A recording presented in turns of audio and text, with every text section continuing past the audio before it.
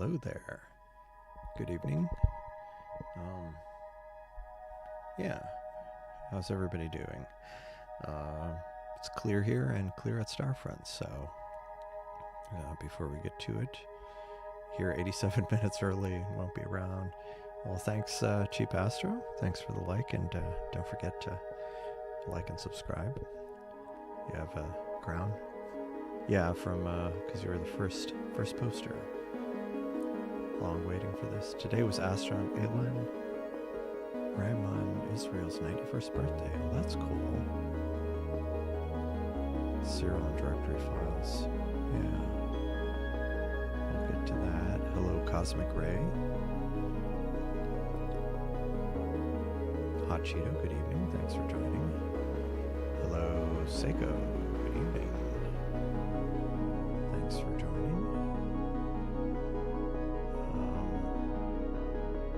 Let's see. Oh, hello, Wiley Site. I may have some Windows questions for you. I was, not now, of course, but I was trying to get the camera and my computer running on a separate capture card, and Windows sees it, but there's some other weird things too. I'm afraid I might end up having to reinstall, which doesn't thrill me. Hello, Chris. Good evening. Thanks for joining. Hello, Otto. Hello, Dark Shades. Music's a bit high. Okay. That has happened recently. How about now? Music too loud. Oh man, 100 fire breath. And yeah, I'll probably do the antenna. I have it still on the list from yesterday. Okay, good. Yeah, it's weird because it was at a level that I've had it at for a while, but maybe there's some Windows setting.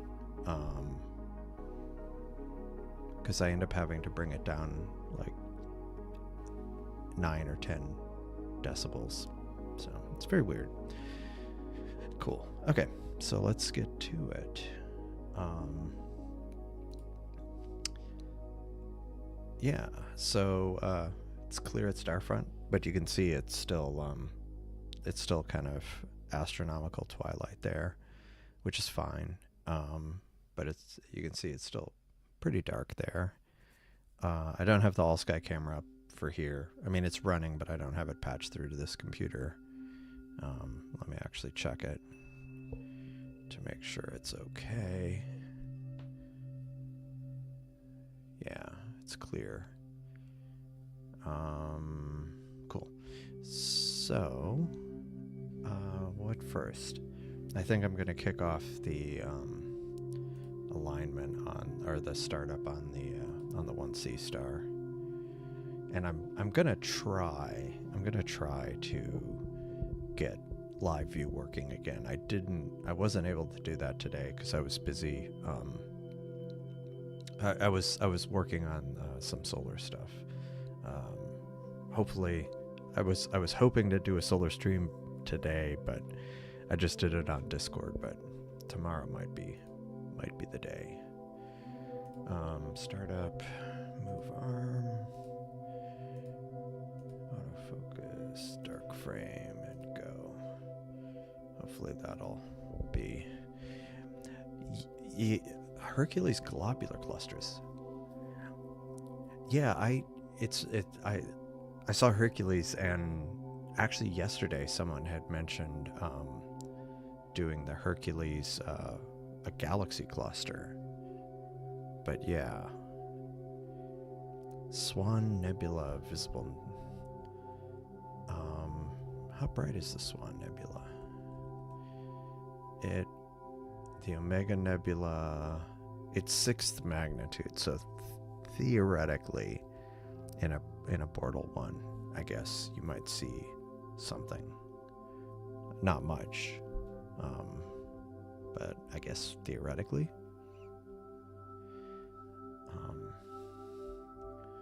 Let's see, how's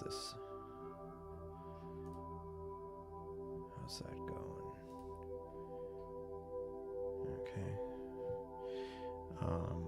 Actually what I need to do is this tab over here, do that, and then do that. Cool. All right, so that is running. Yeah, Portal 1 should be illegal. Yeah. Okay, it actually polar aligned. What do you know? Polar alignment's terrible. I need to ask them to change it. Yeah, bite your tongue. Yeah. Yeah, that's true. That's a good point. That's a very good point.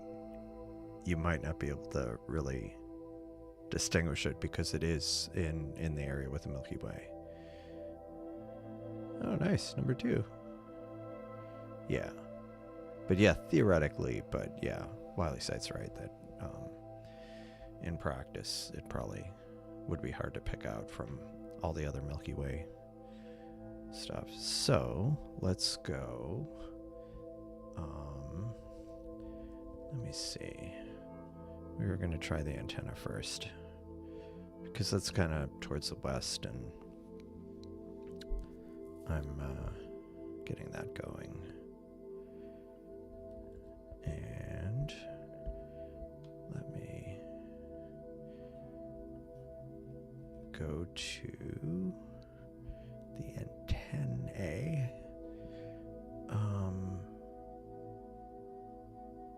29 degrees above the horizon towards the southwest. There's, yeah, we'll see how it goes.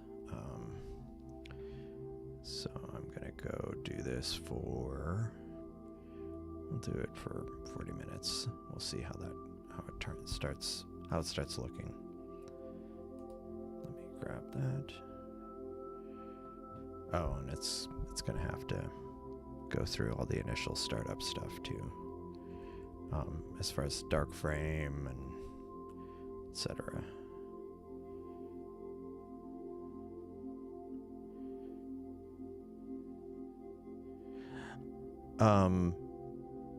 Yes. I've had those locked together, and that's always been my concern. There was one that I tried to separate several times, and then I finally was able to get it. And I want to say Dave had a video where he describes how he's able to kind of separate them. And I forgot what the method was, but I've been meaning to try it next time. I hope it isn't. So we'll see, but hopefully, yeah, it's working on the dark library now, so hopefully I'll have to keep an eye on it. Otherwise I might end up having to unwrap it. Oh yeah, hit the like button. That does, yeah. Yeah, I forget what method he mentioned. There was some method, it escapes me now. But yeah, that's always been my concern when I've had a couple of them locked together, that it would, I'd end up damaging one of them. Yeah. Liked. Cool. All right. Yeah.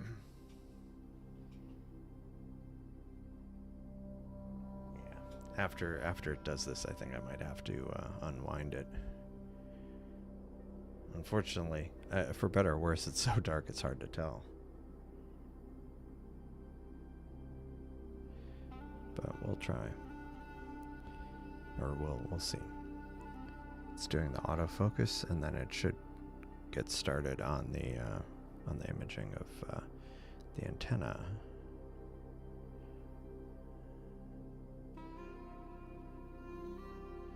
Yeah. Was it because yeah. Well, the problem is, I don't know why it happens, but I'll try to unwind it and reboot it, but then eventually it ends up wrapping again. It's happened more than once where I've tried to undo the wrapping. I don't know what's going on with that. So what am I imaging? The first thing I'm imaging is low at Starfront is the antenna galaxies. But I need to look at my list. I'd put down some things to image here before yeah. Oh well, it's already got something there. So it's 2 colliding galaxies. Okay. Just looking at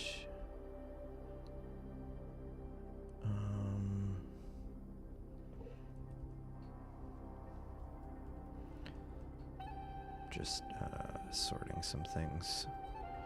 I was actually going to try that butterfly nebula here.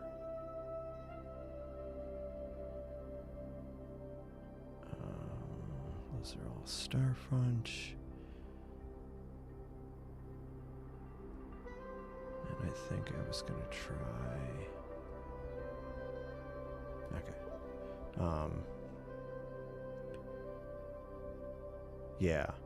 Yeah, and that was the problem. So like I'll try to unwind it to compensate for the fact that I know it's going to wind counterclockwise, but it still ends up wrapped. Yeah, it's and yeah, it is annoying. Okay. Yeah, so NGC 4038 and 4039 or Caldwell 6061. Yeah. They're yeah, so let me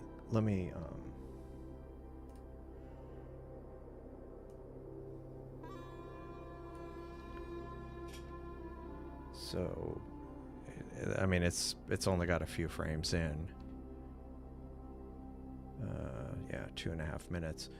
But you've got 2 galactic cores here, one there. And with time, I'm not sure we'll be able to image it long enough here, but tonight, but you'll start seeing kind of these long antennae, which are the gas and dust from the collision getting slung off. 45 million light years away. That's cool.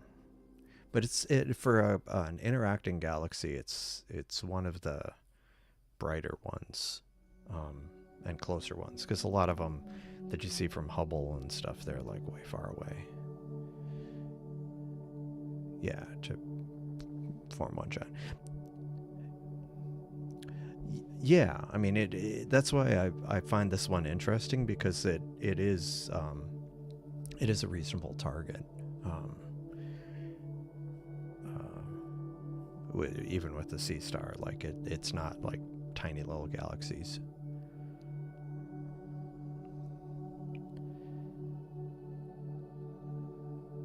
Yeah, it's gas and dust and stars, kind of from the interactions. Because I mean, galaxies aren't solid; they're just a bunch of discrete things, and from the gravitational forces of things colliding, some things get flung out. Now, some of it may kind of eventually orbit back in to the merged core of the new galaxy, but some of them will just kind of go off into intergalactic space. Yes, Cheeto the anti. Well, I mean, it's still like astronomical twilight at Starfront, and it's only 29 degrees above the horizon, so the only time to really do it, to get it, is like right after, like this time, and then, because otherwise it'll be too low, and then it'll be below the horizon. Nice. M57 ring galaxy. That's cool. Your cheesiness. That's funny. Jeez. Oh, that's interesting. Relatively long, because a lot of globular clusters are really ancient. Like the ones around the Milky Way are like 11 billion years old or something like that. So yeah, relatively recent. That's cool. The problem is right now, I do want to image Andromeda, but right now it's still below the horizon. It won't rise until middle of the night, I think. 53 Cepheid variables. Cool. Yeah, I mean, this is a fairly bright interacting galaxy. When I first got the Seestar, or my 2S, the 2S50s, as I was kind of, I did some of the initial targets, and by the time I ran across the antenna, I mean, I knew about them, but I didn't think to try to image them, and then I realized they were brighter than I realized, or I realized they were brighter than I thought. But by that time last year, it was already too late. They were behind a building and wouldn't be visible, and so that was kind of annoying. But and even then, I think it was kind of challenging from here. But it was something I ended up imaging early on when I got to Starfront, because it was on my list, and I had missed opportunities or just not been able to do it from here. Oh wow, 4 supernova. Probably because of the collisions. Yeah, I don't know. I don't know what type they were. Were they spirals or some other kind of galaxy?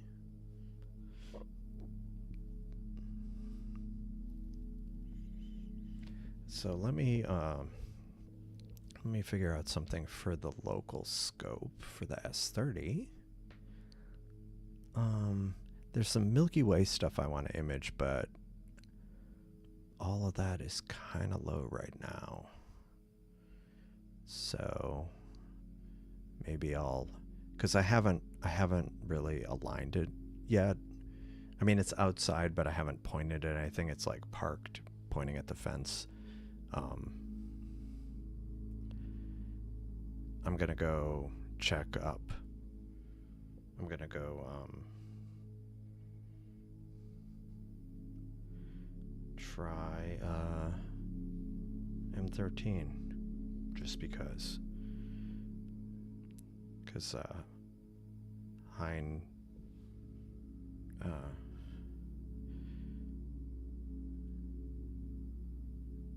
yeah, because there was a request for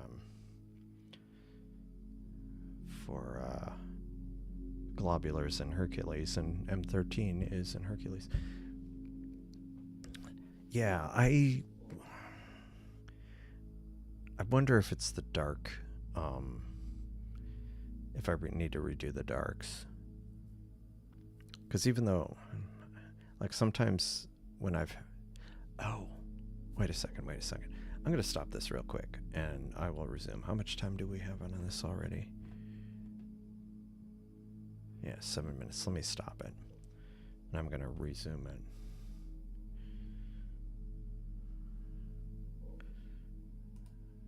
Meanwhile, this one should be getting going. Yeah, it might be a combination. So I forgot to change the dither, and so I'm gonna stop this, and I'll just restart it real quick. But first, I'm gonna change the dither, and then I'm going to also force a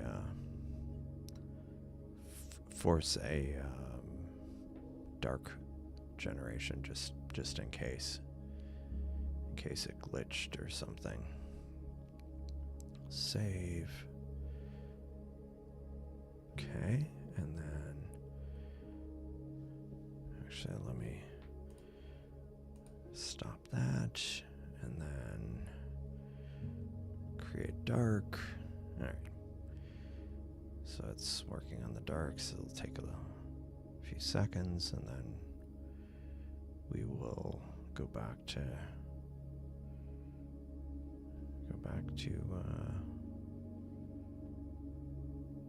the antenna.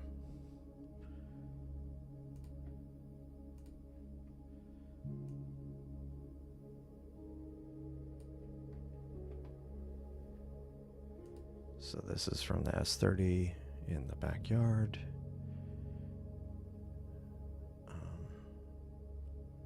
Okay, dark library's almost done. And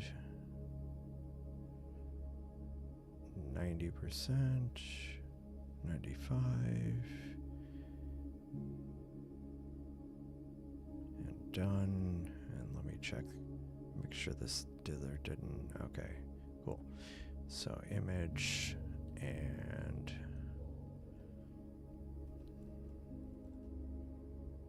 should be able to quickly pick up the target since it's pointing right there already.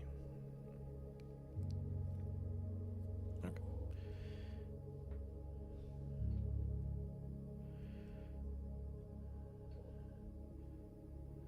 Yeah, well, it's the streaking.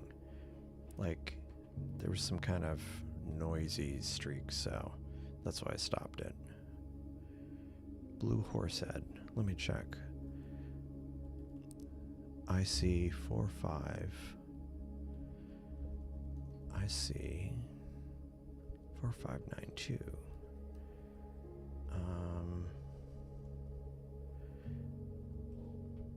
It is... Really? Is that right?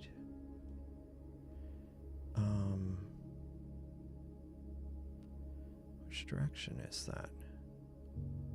Boy, that is pretty low. Yeah, that would be doable. I'll do that after I do the after the antenna.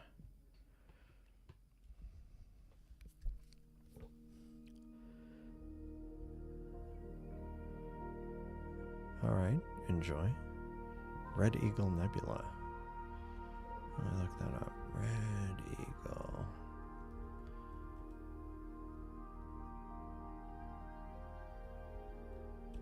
Red Eagle Nebula. I don't see where that one is. Red Eagle Nebula. Oh, the Eagle Nebula. Because that's the only reference I see to it. But it is a red one. Let me put that on the list. Eagle Nebula. That's M16. Alright. Alright. Yeah, it's coming together nicely. I mean, this is the S30. It's in my Bortle 9 backyard. But the conditions aren't too bad for here. Yeah, the Great Globular cluster in Hercules. Several 100,000 stars. Yeah. It's not too bad. It's discovered by Edmund Halley. That's cool. Of Halley's Comet fame. Nice. Okay. Posted and processing. I'll have to figure out how I'm going to pull that up. Let's see. Oh, there we go. So this was the narrow band on the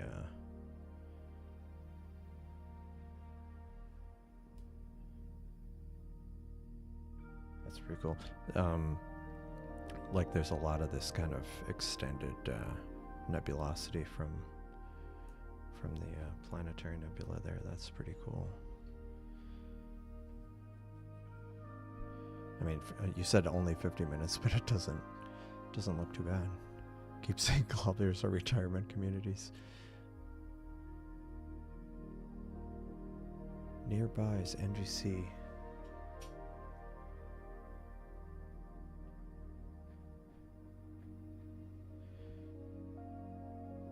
Arc magnets.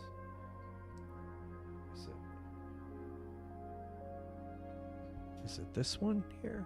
I think it might be. Another galaxy. E nebula. Yeah, that's true. I'll put that down. That's a good one.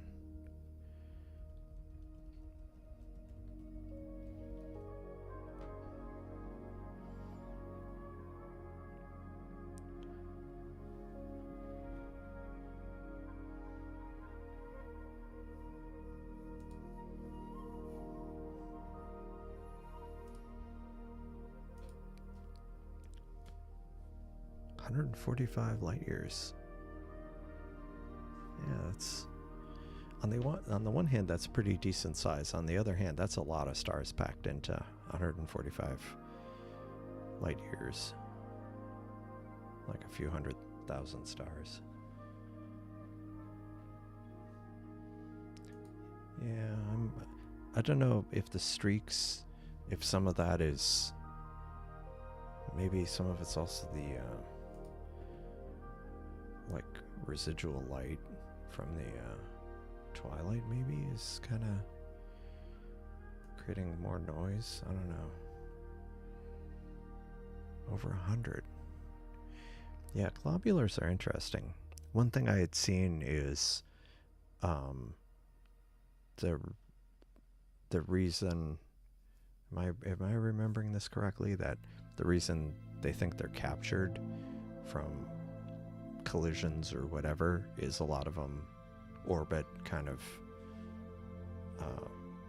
the opposite direction of most things in the Milky Way, which is kind of cool.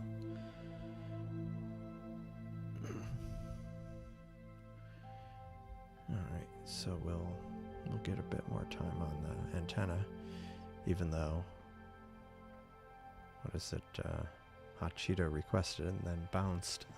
Nah, it's fine. I'll get a few more minutes on it and then switch to this IC4592, although I'm not sure how much, because I think I've tried it before and it was a tough target. But let me check. IC4592.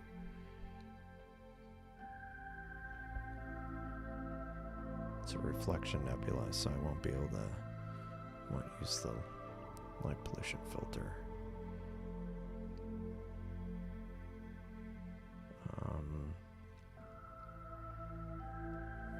Let me get that teed up.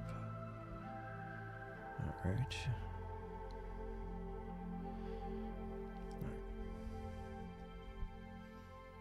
Oh, good evening, Brent. How's it going?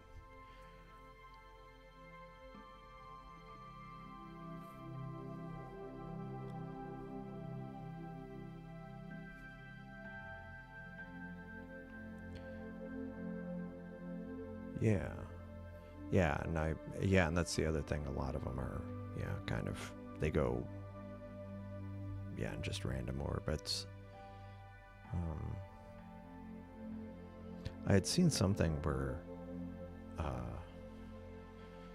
like a lot of those globulars, some of them are like 11 billion years old, and I guess based on that and some other things, I had seen something that's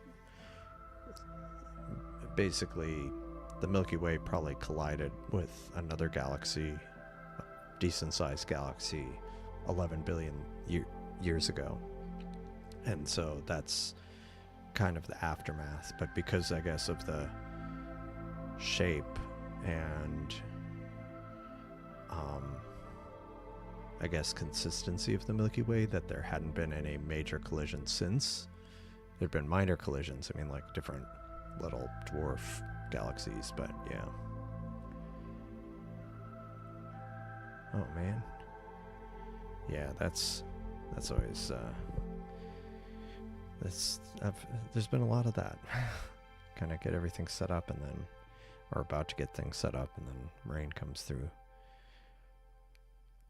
Like I did some solar observing earlier today, and I was going to leave the scope outside and maybe use it this evening, but there were some showers kind of coming off the Gulf, and so I ended up taking everything apart and bringing it in, and then it cleared up, and now it's clear here. Ghost Nebula. Let me see where that is. So many good suggestions.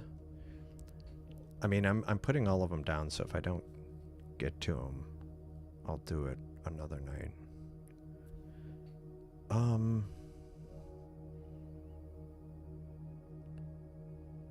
Oh, that's an interesting one. It's a reflection nebula. It is up here. I could try it here, but I think it's going to be tricky. But then again, I've imaged tons of things here, so I don't know why I'm holding back on that. Let me see. It will get higher. Now, it might be high enough. Let me write that down. Ghost Nebula.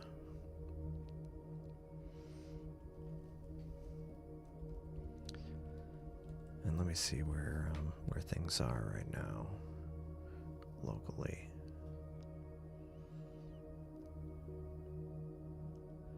Yeah, some of the targets I wanted to image are not quite up, so maybe I'll try that one.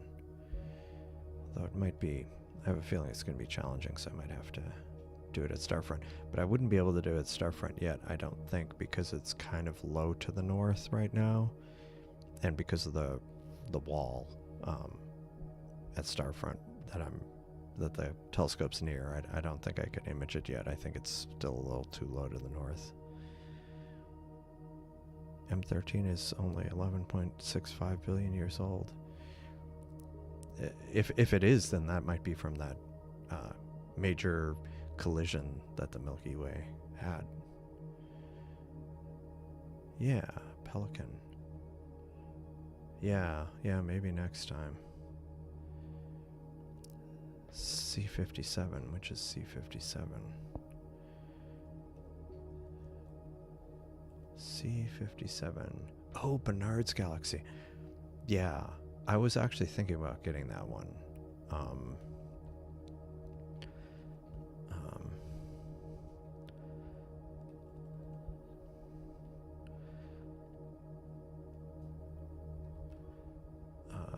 Let's see. C57, Barnard's Galaxy. All right. Let's see. But I do think I'm going to try the Ghost Nebula for the scope on the right. Oh, and I got photobombed by satellite. But yeah, you can see kind of the two, these two lobes are two different galaxies. And it's kind of, at some point you'll start seeing kind of some faint nebulosity kind of arcing away, or faint light. And that's the antenna from the collision. It'll never stop raining here. It might need to invest in a radio telescope after all.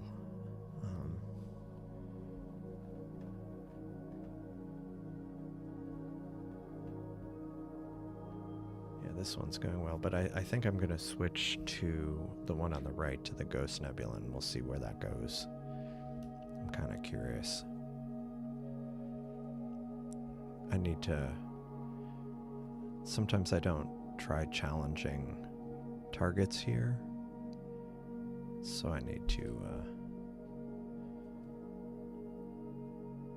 I'm so confused. Why am I seeing that? Oh. Oh, right.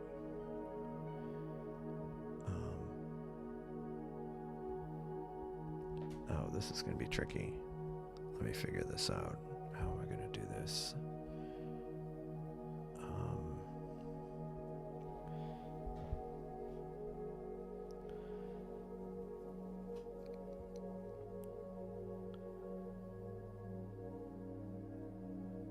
Ghost.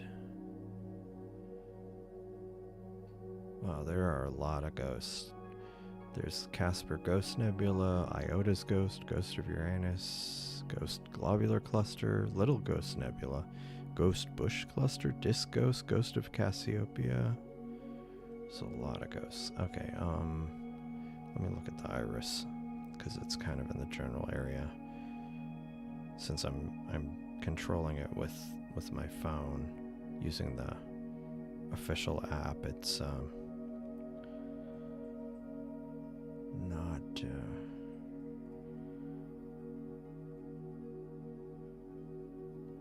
how far away is this? Okay. Alright, so what star is this?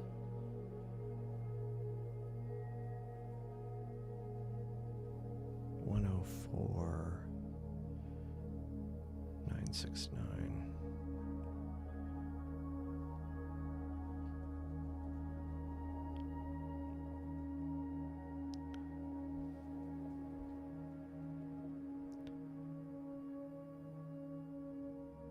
Uh, 21371. Yeah, I think that's it. Problem is I'm having to kind of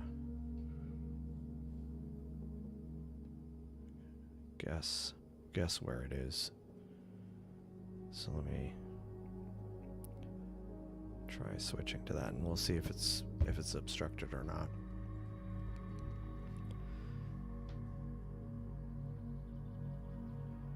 I see 1295. What's the humidity like? I don't usually. I mostly do the dew heater in the winter here, but it is, wow, 78% humidity. It's 83, and the dew point is 76. It's very humid out there. Yeah, that's satellite streak over here. And actually, I don't know if it shows up on the stream, but there's like the beginning of some faint path here and here. I can kind of see it locally. It's kind of hard to see in the noise, but it's right there and there. Yeah. VDB 141. Yeah, it's pretty humid here. I mean, we're right by the Gulf. I mean, we're just, straight line, probably 40 miles, more or less, and closer to Galveston Bay, which goes into the Gulf. So, yeah, we've got a lot of warm water nearby.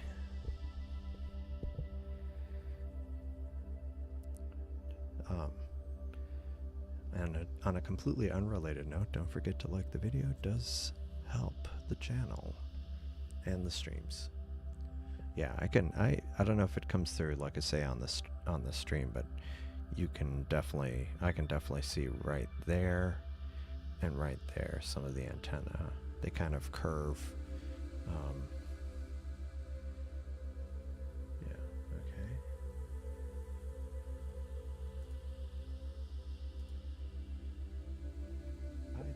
I'd say that looks like a tree. So I think I'll pick something else locally until that gets a little higher.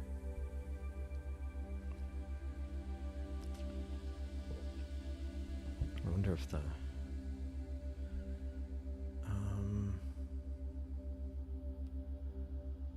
something else that's a little higher.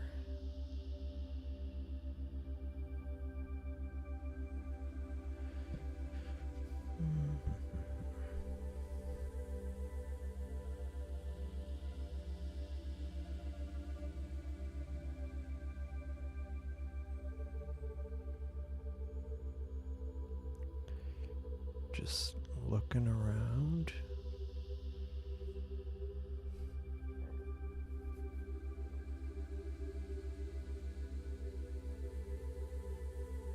What is that? That's cool. I see 5076. I have a feeling I won't be able to image that, but maybe I'll try it anyway.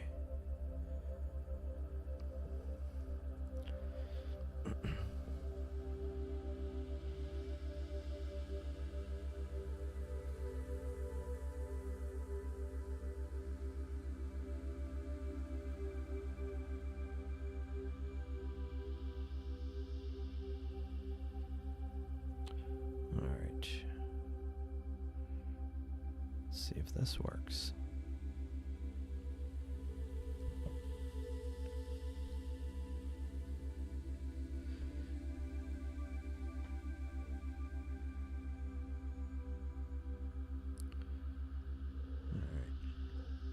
All right.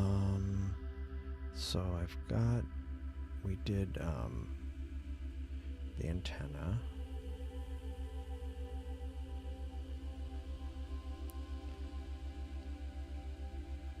IC 4592. How much? 20 minutes. Yeah, so kind of cool little colliding galaxy there.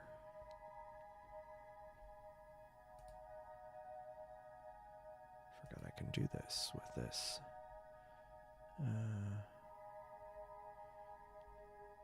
Let me reset.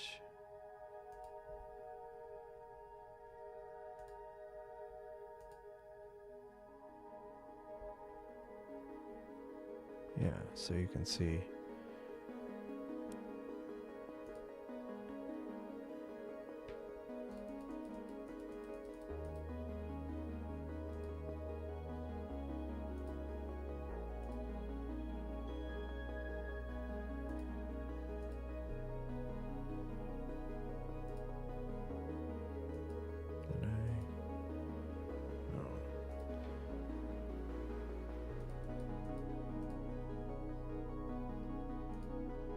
but yeah, you might be able to see kind of, it's very faint kind of antenna. So I think I will move the Starfront one. I'm going to try that blue Horsehead just to see how that goes, how that works. Cannot operate while performing a go-to.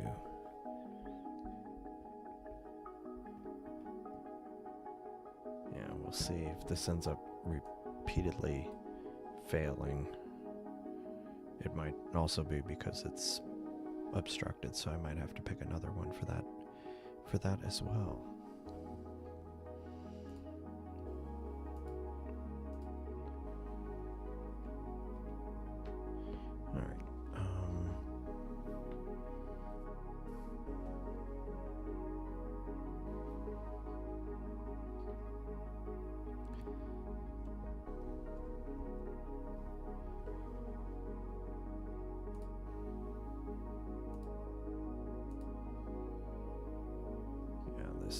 This is not working.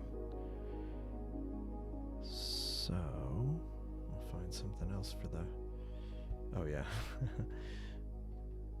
slight have the roof nebula blocking the view. Yeah. When does the dinosaur run out of steam? I don't know. It just keeps going. It's running from the asteroid.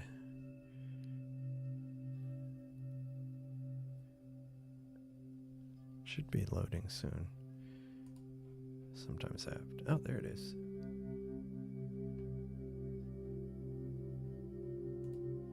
Okay, so that's the blue Horsehead. I'm gonna let it go for a while just to see what we come up with. And this is since it's a reflection nebula, I don't think I have any filter on right now. So let's see. While we're waiting for that to clear the roof nebula, let's see what else we could.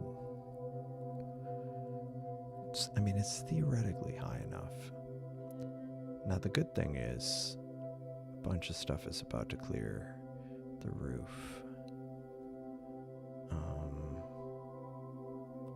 Bunch of stuff from in the Milky Way, but I just have to check. What else could I try?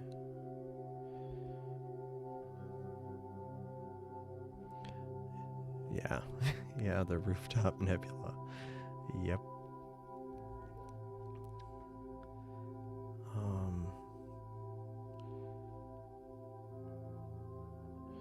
Yeah, I think all this other stuff is obstructing. Oh, the Crescent Nebula is about to rise. I tried that yesterday, but that was kind of a challenge.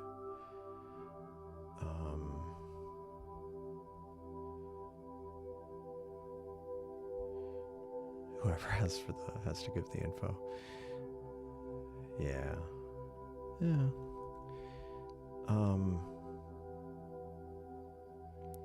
What is this?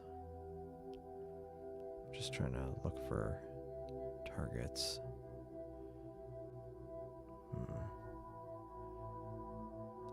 That might be over the roof.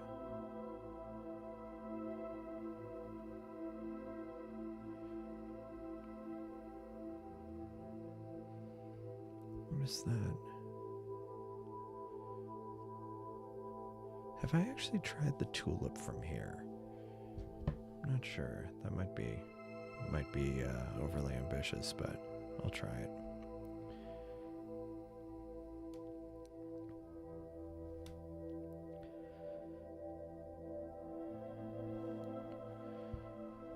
As we move on from the Roof Nebula, it's a reflection nebula in Scorpius. So I guess this bright star is what is lighting it up. I thought I had turned off the... there we go. But yeah, that's, I guess, what's lighting it up. Things have been it's been kind of grainy today. Like, very noisy.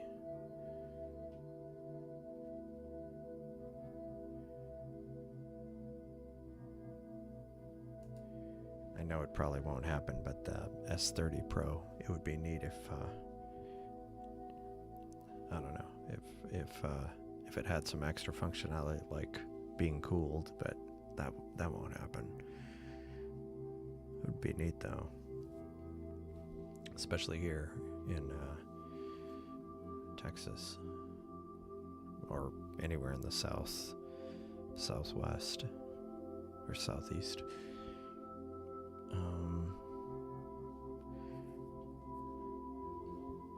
Let's see.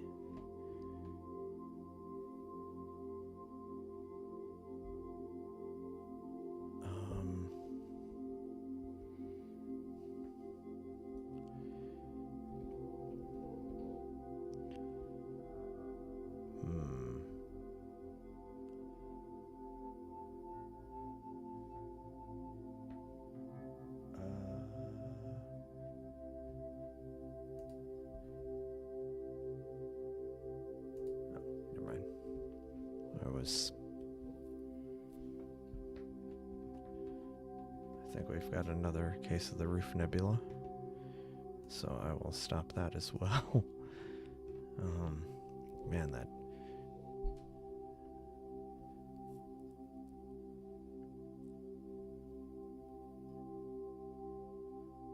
Right.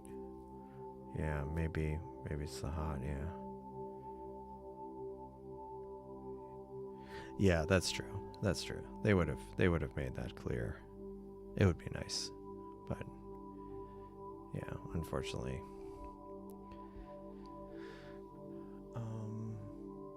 So let's see what's still visible. Right, because it's near row Fuji? Yeah. Which is another one I need to image at some point.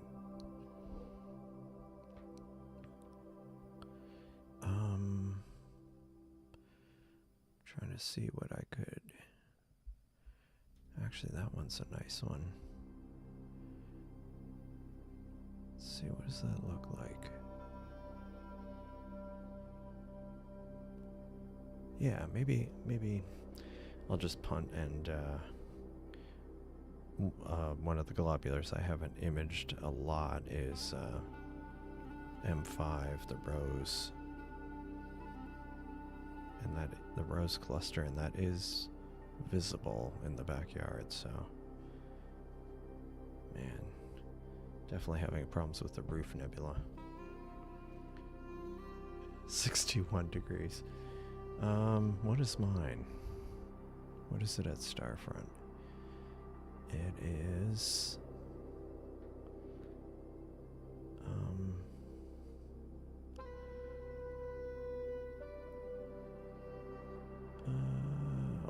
only 55 Celsius.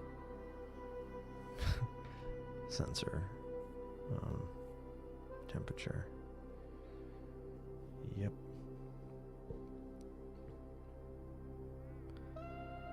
Okay. Yeah, that's kind of rough. Nebula 40 light years. Wow. Good evening, Turf. Welcome. Thanks for joining. 86. Yeah, how much is it here? It's 83 here. And where Starfront is, it's 81. A little cooler. AstroTurf arrives. It feels like 96. Yeah, the feels like isn't as bad here. I mean, isn't that bad. It's bad, but it's not that bad. The feels like is 86 here. 80% humidity. It's supposed to hit 106. Wow. Yeah, here it's low 90s. Then it looks like next week we're gonna return to the raining pattern, and it'll be in the 80s.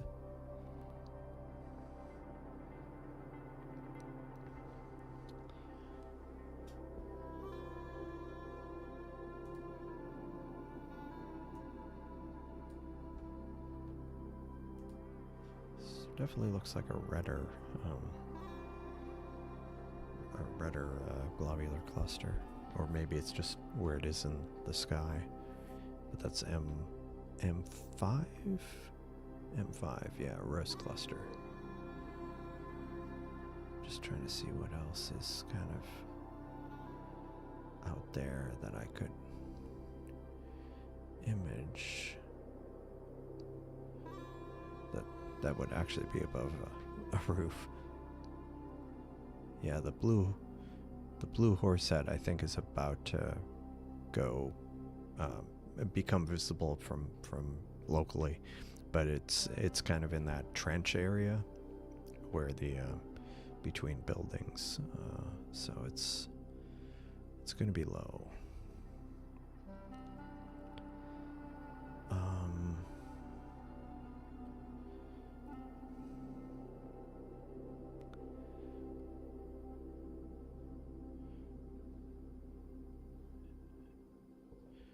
Let's see.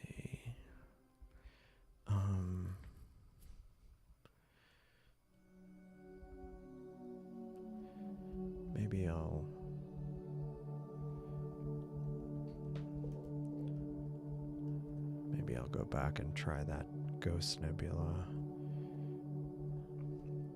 after this, after the Globular goes for a while.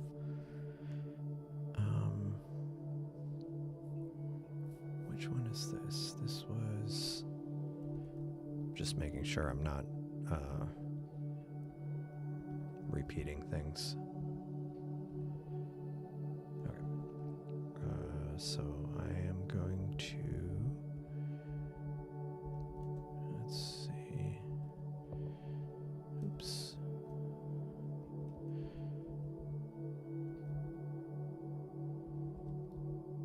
All right. The Eagle Nebula is 28 degrees above the horizon, and the E Nebula is 26 degrees above the horizon.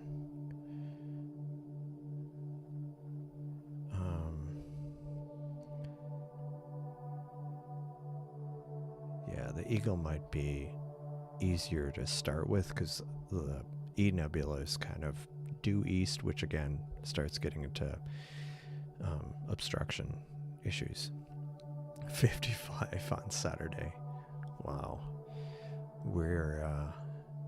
I doubt we'll see 55 here for September, until September or October. Yeah, 400 hours of imaging, probably. Probably. Yeah, kind of like my, probably even worse than the Dolphin Nebula, or maybe comparable. 90 pounds is nice. A lot of oranges. Yeah. Yeah, yeah, Del Rio is, but it's a dry heat. But yeah, we're not going to see temperatures that cool until September, October.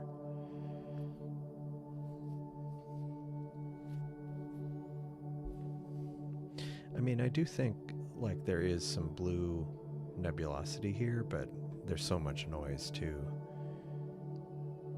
13 minutes. I'll let it go for a few more minutes and then I'll move on to something. Oh, nice. 82. A dry heat, so an oven. Yeah, it was funny. People always talk about the it's a dry heat, and I think I've mentioned this before. I was driving from LA to Las Vegas, and we stopped for gas in Barstow. I think it was Barstow, California, and it was 117 there. And it was really windy, and I was pumping gas in the shade, and I felt like I was in a full body hair dryer. Like it was not a pleasant feeling.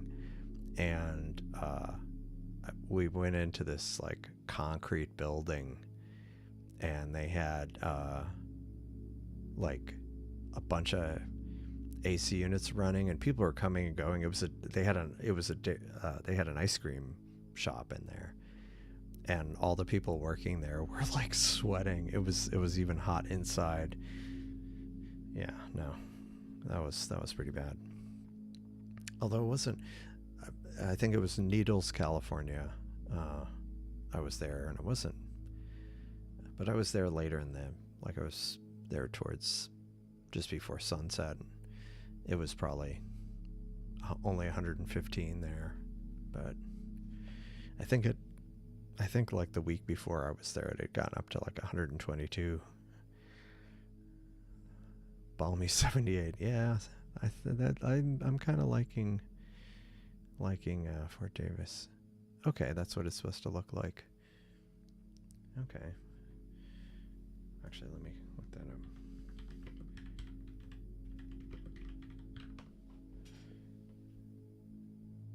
Of course, sometimes the images are... And then that's like a blue version of the Horsehead Nebula. No.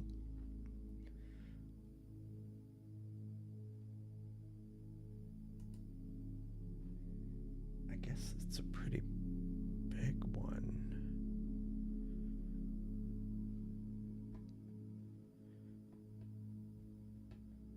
this is probably more. But yeah, I imagine to get this level of detail would require a bunch of time. Oh, nice. That's right. I forgot you're going there. That's neat. Neat. Yeah, next week I might be going somewhere with dark skies, but it might be raining, so, or cloudy. Hopefully not. Yeah.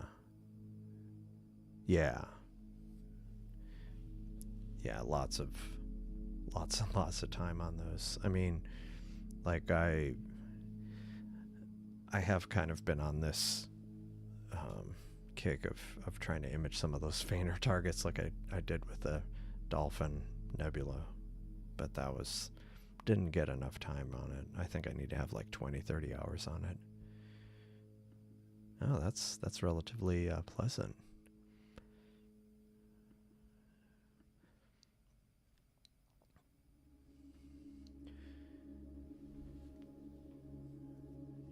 Yeah, I'll let that go for a bit longer. I will, though, try to tee up the next thing. So I'll do the Eagle Nebula.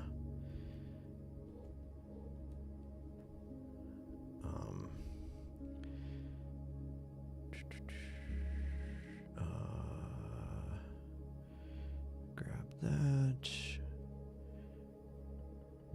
and I'm gonna do it without a light pollution filter, initially at least. I'll probably change it, but I'll start without the light pollution filter at Starfront, that is. 10 hours to see some things. Yeah.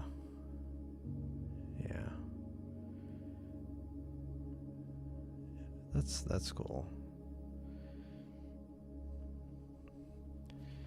Yeah, I've many years ago I was out there, and I had I actually ended up, because I unfortunately I was in a position where I couldn't be off grid, and that was back. Yeah. Anyway, I ended up renting an Iridium satellite phone from for work. But yeah, which was surprisingly not too expensive back then.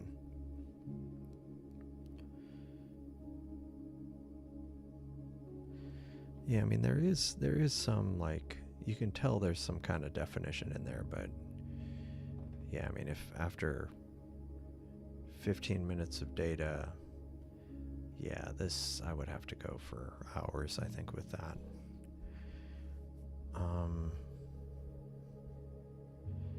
I wonder if I should go ahead and try that Ghost Nebula again.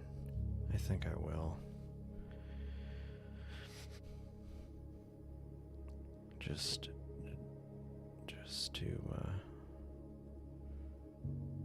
mix up things.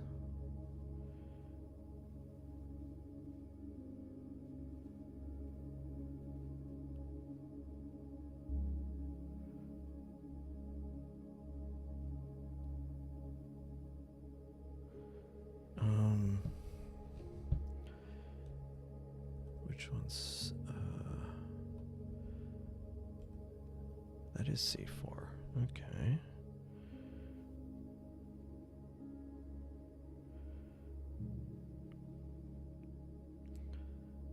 So we'll see. We'll see if it's actually cleared.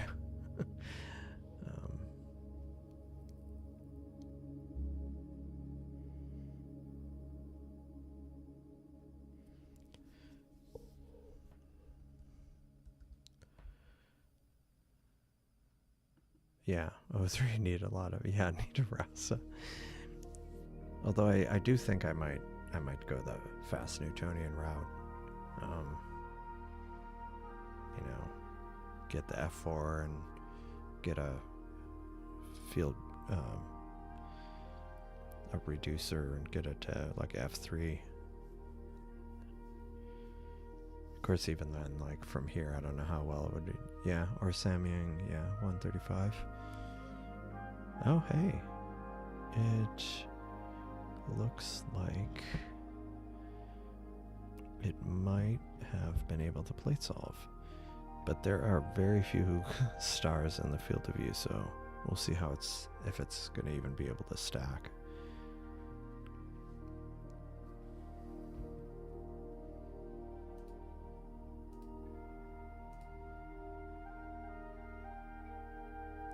And this is the one on the right's for the Ghost Nebula.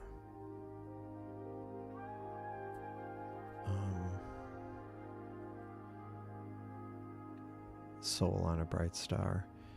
Yeah. I need to try that out. It's unfortunately it's kind of all packed away, but that's a good idea. I should try it over the weekend, maybe. And what Cosmic Ray is referring to is my the spectroheliograph.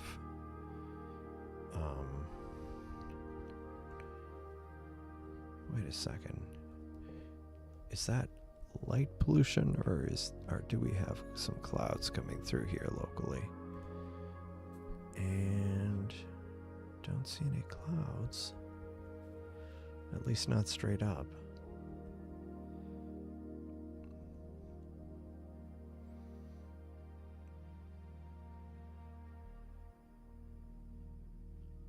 That does look like it's moving, but yeah.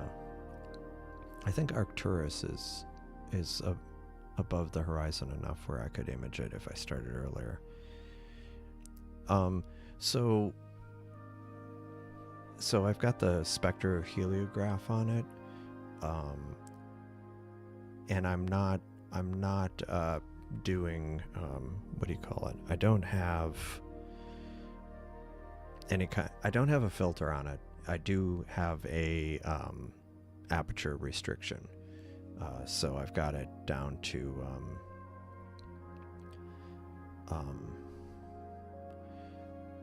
for solar viewing. So if I wasn't using it for solar, I could use it for. Oh yeah, one more time.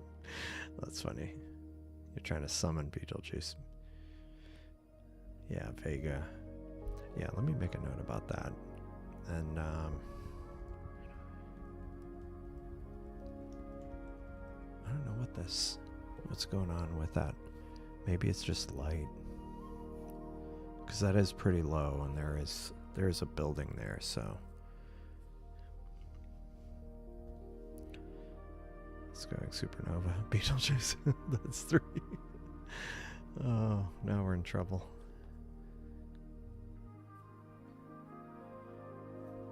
Yeah, I think this Ghost Nebula might be having issues because of the light pollution, or neighboring houses.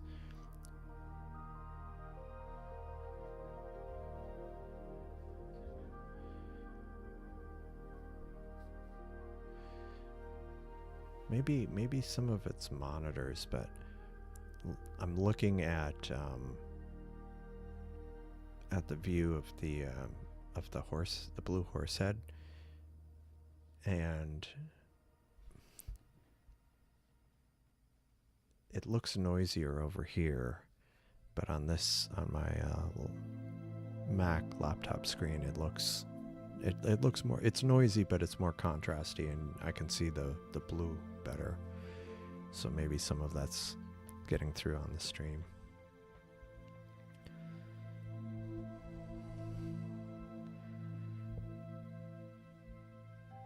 Hello, Mind Mobility. I mean, as far as like in this image, it's somewhere, it's some faint blue nebulosity there. And as far as what constellation it's in, it is it's a fairly southern target. It is, yeah, it's near Antares. It's fairly close to Antares to the south. Yeah. near Antares. Doppler soul ball, it explodes. Yeah. Yeah. I always hate that where it's, what's worse is when it says it's going to be clear and then it ends up cloudy. But let me pull up something here. Yeah, so earlier today I was messing around with the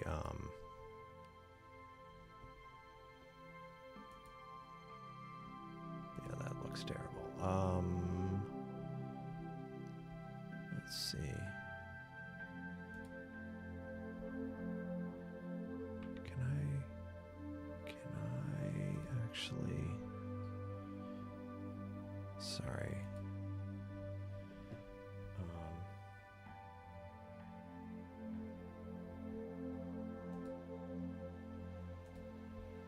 There we go. Downloads.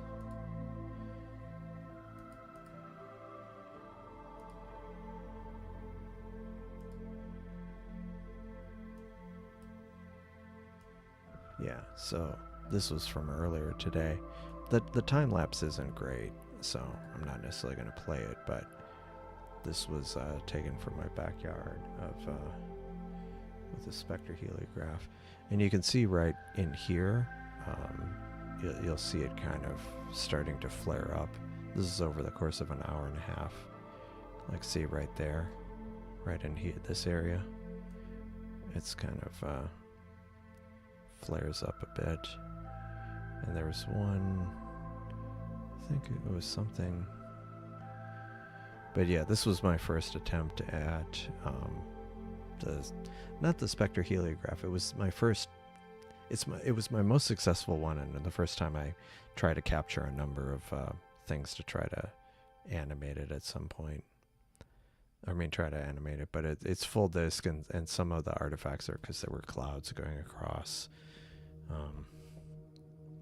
But yeah, I was pretty happy with what I'm getting so far. Yeah, Soul does a video. Yeah, that would be interesting. Not to mention, like, probably a pretty severe Doppler shift. Like, actually, that would be interesting. Like if the hydrogen line or something just suddenly starts moving. It's like, yeah, that would be cool. Your own MRI of the sun, exactly.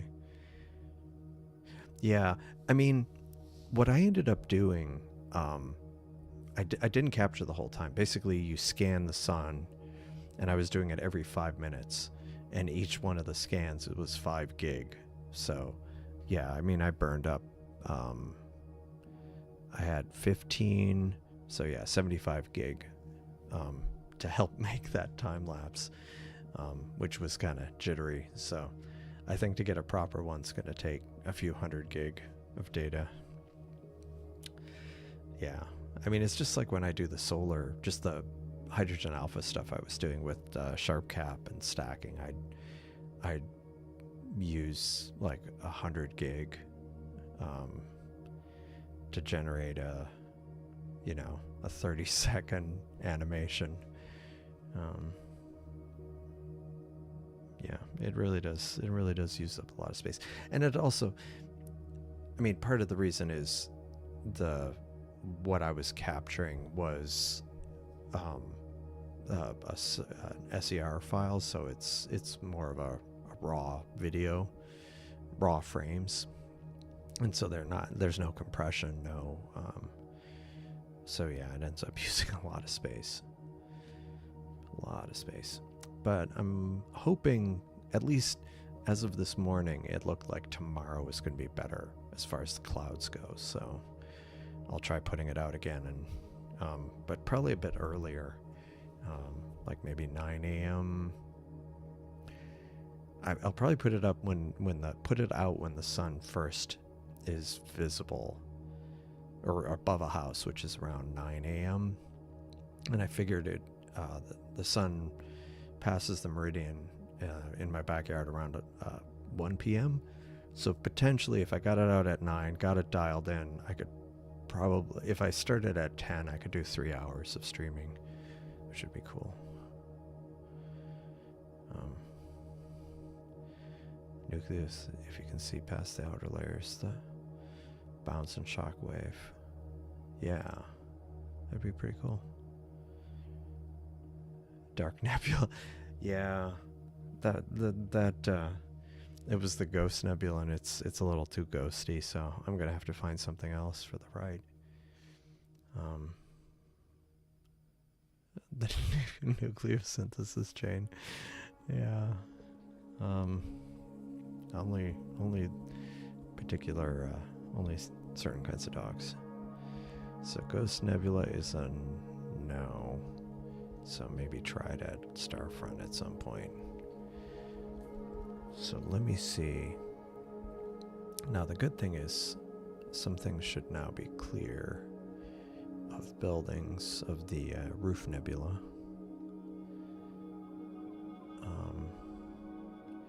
I might try... What was I going to try over here?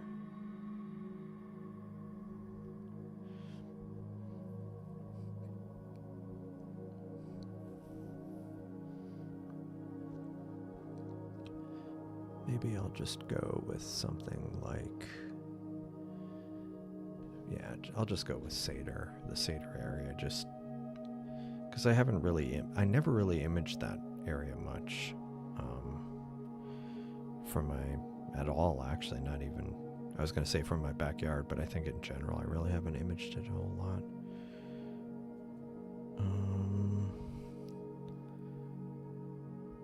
Let's see.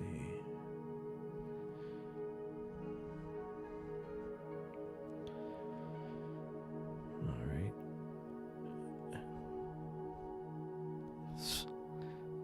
Sometimes it tried to autocorrect Seder to safe, which wasn't helpful. Okay, right in the heart of Cygnus. So maybe I'll do right there. I'll kind of offset.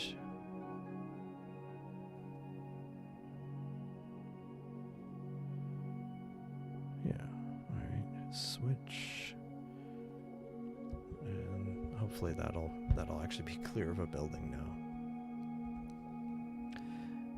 He's a very good plasma.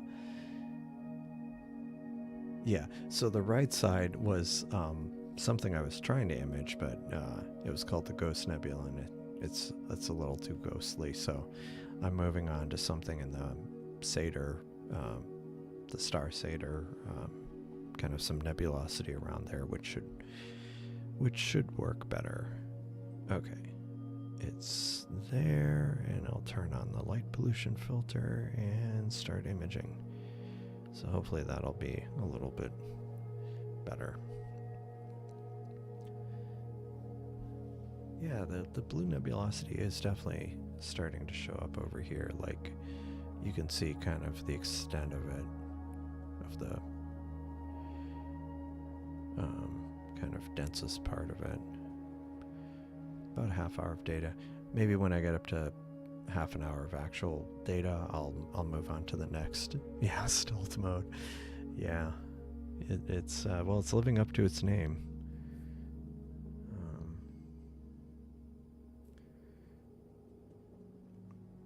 So yeah, the next target I have queued up on the left is the Eagle Nebula.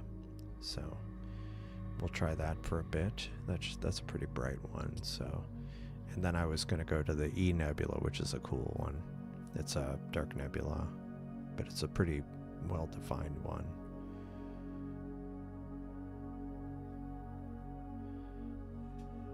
Yeah.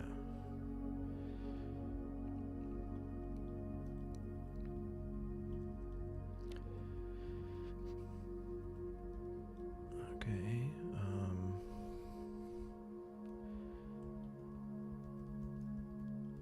Actually 73, NGC 7380. Okay. What is that one? Oh, that's cool. The Lion and the Cave and Wizard nebulas are now in better position. It's an interesting dark nebula.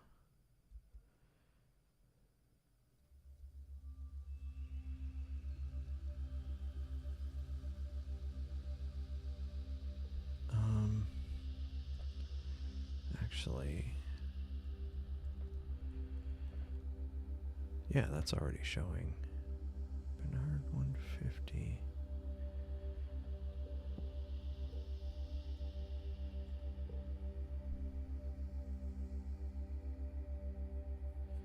Actually, I think I want to try that one. Maybe I'll do it after the letter E.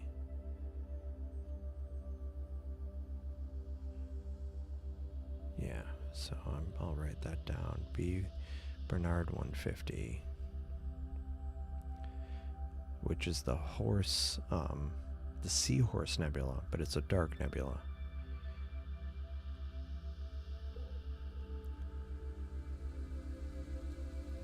Which I've never imaged that one before, I don't think. Yeah, so on the right here is I think it's something Cosmic Ray imaged yesterday. It was or the day before, it was not seahorse, butterfly. Kind of, I don't know if it's Butterfly Nebula, but this area near the Seder region, or in the Seder region. Butterfly Nebula, is that right? No, it's not the Butterfly Nebula. That's something else.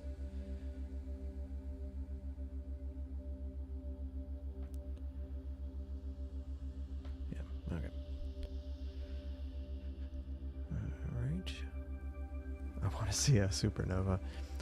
Actually, let me look. I mean, most of them aren't particularly close, aren't particularly nearby. But I was trying to see. Yeah, most of them aren't like super bright. NGC 5033 is the brightest one out there right now in the Waterbug galaxy. Oh.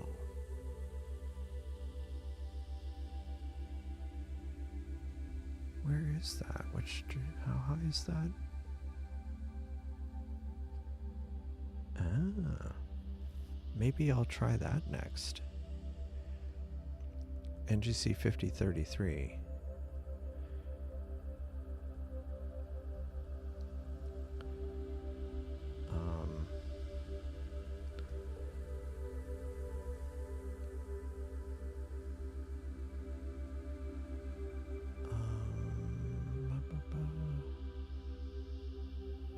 Bernard's Loop.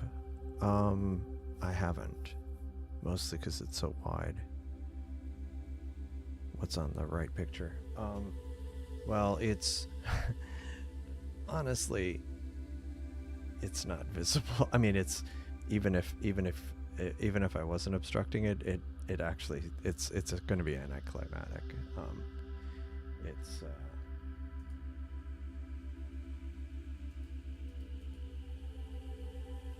It's actually unknown because I manually moved it in the Seestar catalog. Hello, Dave. Good evening.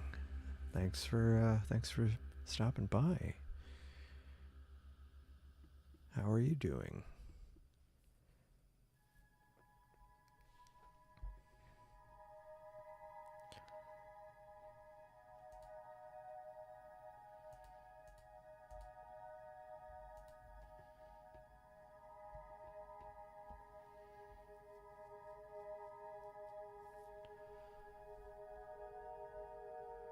Imaged last night. Yeah, it's the same unknown that you imaged, but I thought I'd give it a try from here. Probably would require a lot of time, but there's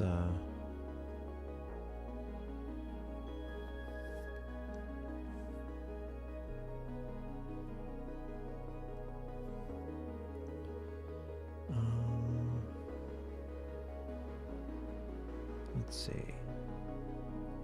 Should I go to the Eagle Nebula next, or should I look at the Waterbug Galaxy? Oh.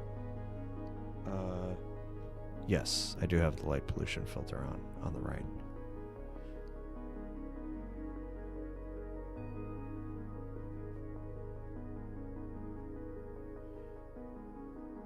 I manually turned it on.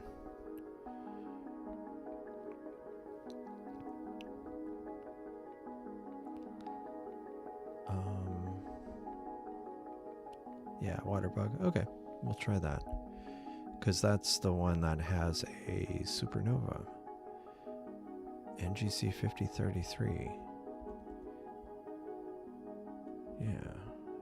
And it's pretty high to the west. So it should be an easy target.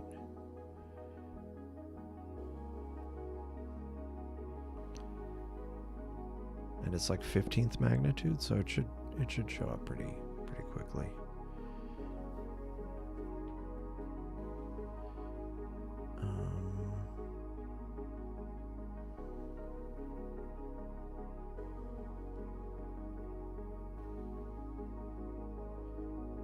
Let's see, Waterbug.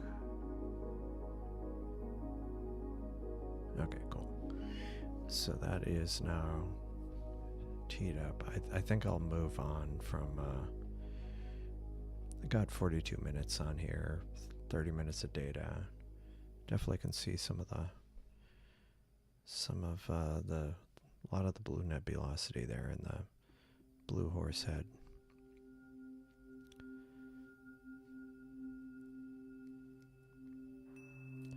So I'm moving on to the Waterbug on the left.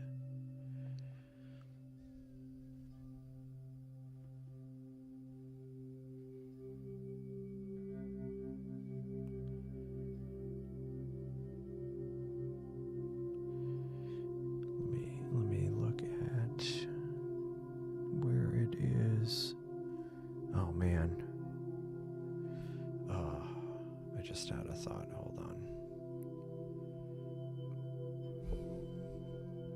Holy moly. We got massive clouds here. That's probably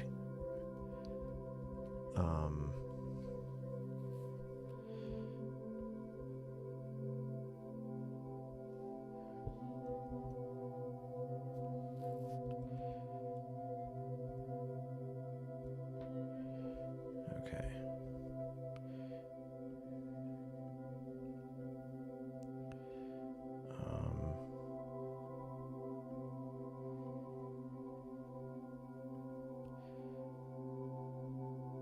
Yeah, I didn't think there would be that many clouds, but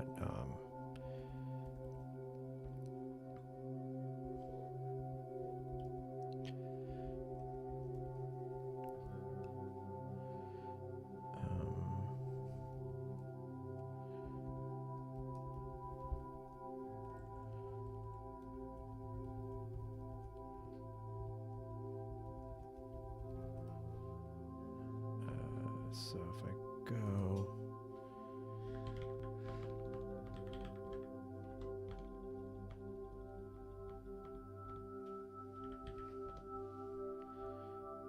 let's see if this comes up.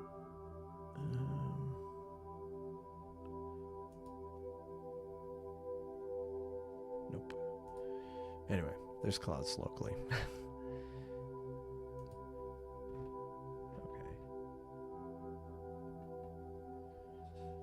Okay.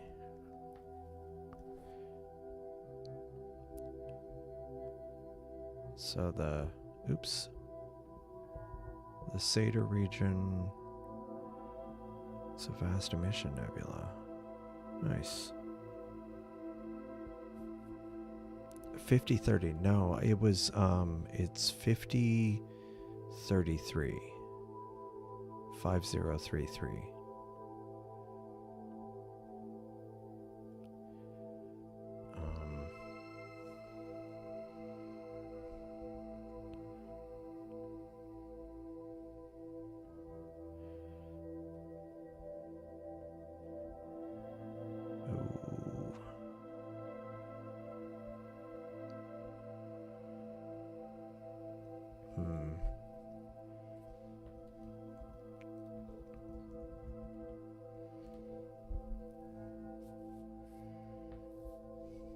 Sorry, I'm checking the weather here real quick just to make sure that I don't have to quickly retrieve my the scope from my backyard.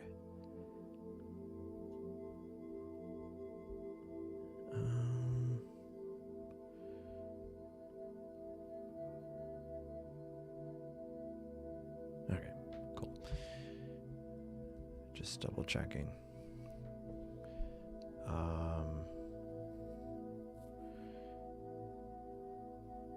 Seder is 1,800 light years away. Oh, interesting. So Seder is like a couple thousand, well, 3,000 light years closer. Did not know that. Butterfly Nebula. Yeah, so this is the butterfly. Like this is one wing and this is the other. Yeah, so I think it is. Let me double check. Actually,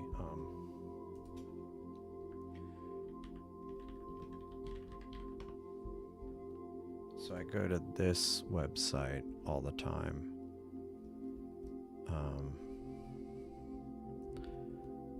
So it's an inclined spiral.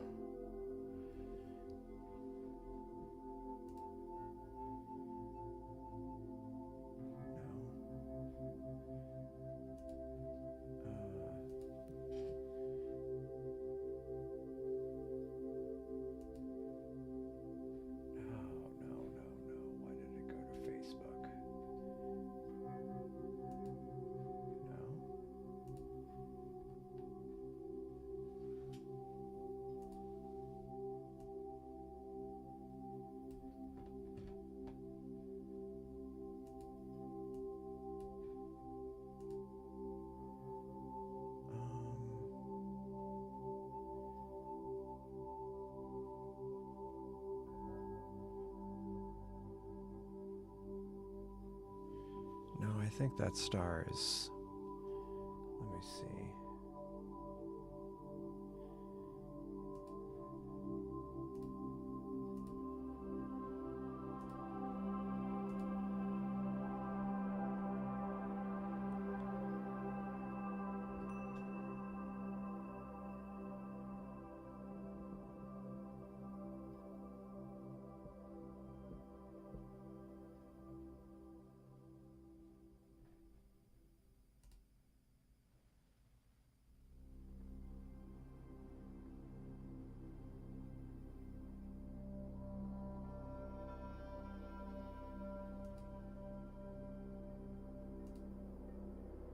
Yeah, I think it's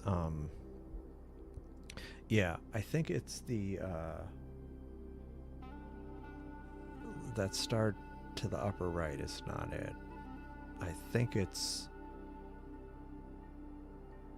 like there's kind of a stellar, or is it?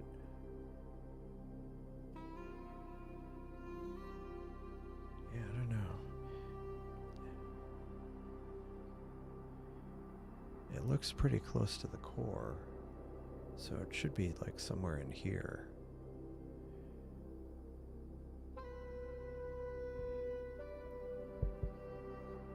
Yeah, that's cool. Yeah, it is a very bright core.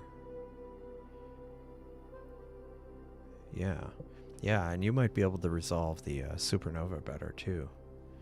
If you look at the photo over here, I think kind of getting close to the yeah, if you have, since you have more magnification, that might be a good one. Yeah, it might need, although it claims it's 15th magnitude, so I would think it would already be showing up. I think it is. I think it's like, it's kind of hard to tell, but you can see there's some separation from the core right underneath, and I think that's it. It's 53 million light years away. Yeah. Yeah, it should be. 4 supernova have been observed there. That's cool. That is very cool. Yeah, this is a particularly, like, it's supposedly pretty bright. So I think that's it. It's just fuzzy. Maybe it's just a little too little separation to the core. Yeah. Right. The core of the galaxy, which would explain why it's, if the supernova is like 15th magnitude, it's definitely going to be a challenge. Yeah, okay. Yeah, so it's, I think it was that kind of faint dot near the core. And it kind of looked like it could be part of the core, but there seemed to be a bit of separation. But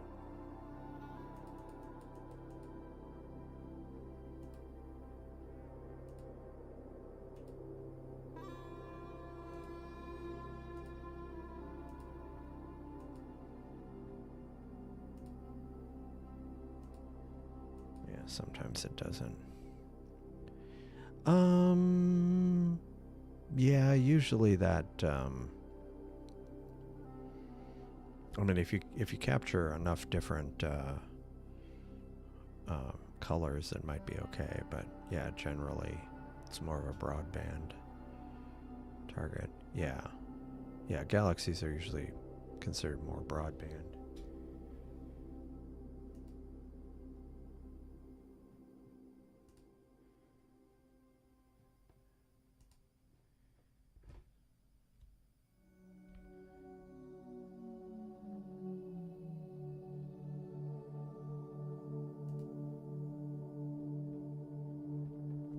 Some of these are a little subtle, but it's always worth a shot. I do check it out periodically.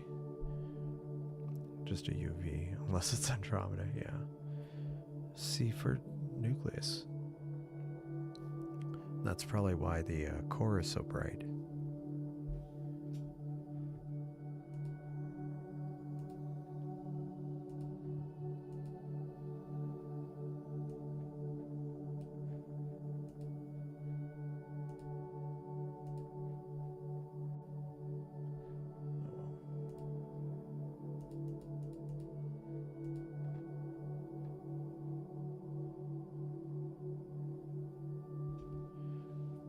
That's cool. So a supernova.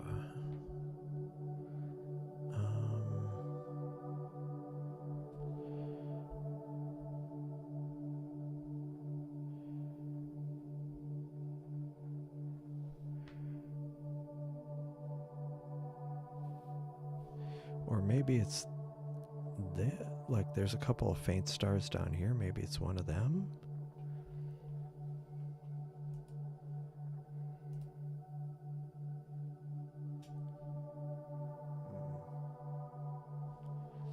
Maybe it's one of these. I don't know. Sometimes it's more obvious than other times. This is one where it's not quite so obvious.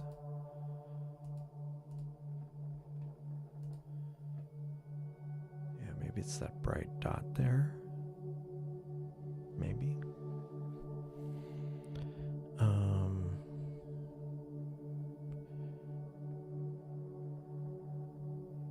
Let's see.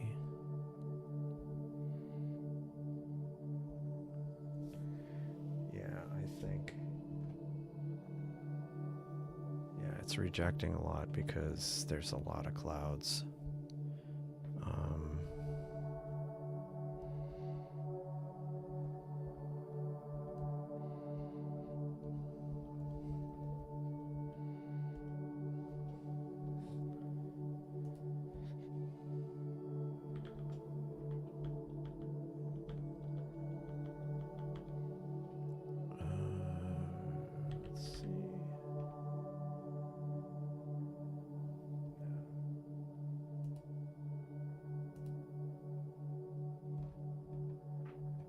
It's dropping a ton of frames.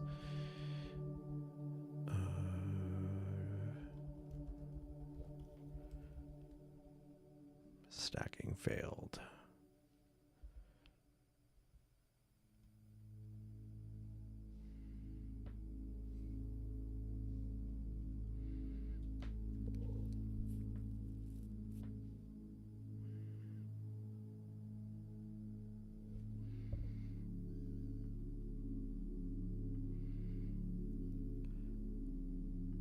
Yeah.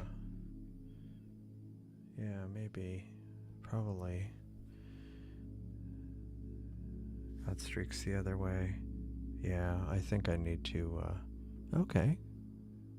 Good night, Brent. Thanks for joining. Have a good rest of your evening. Yeah, and yeah,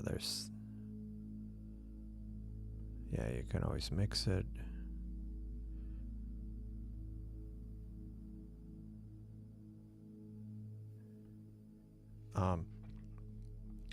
This thing right here, that's NGC 5033, also known as the water bug galaxy. And there's, I think, this star, or maybe this star, is a supernova that was discovered a few weeks ago, fairly recently.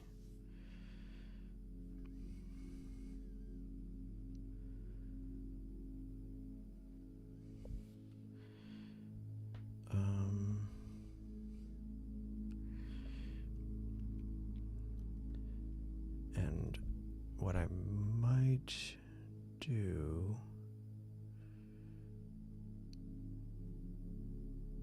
let me see, so the Eagle is next.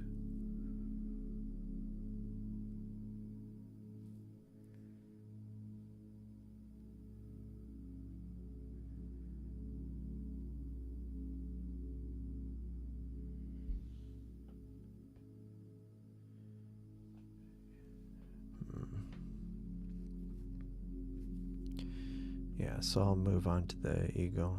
Chevy Nova. I remember those. Yeah. Yeah. No, that's cool. Yeah, no, thought I'd check it out because there's a supernova. NGC 5054. NGC 5054.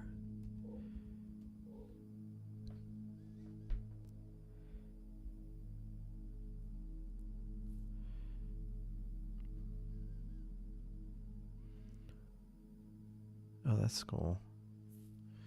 Although for me, that's a bit on the small side.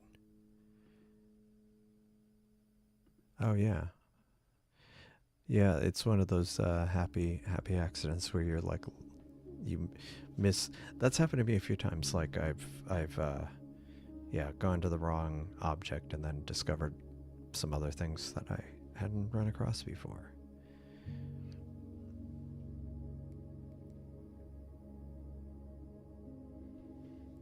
Yeah, I'm guessing it's, yeah, this, like there's two different stars there. Maybe. I think one of them is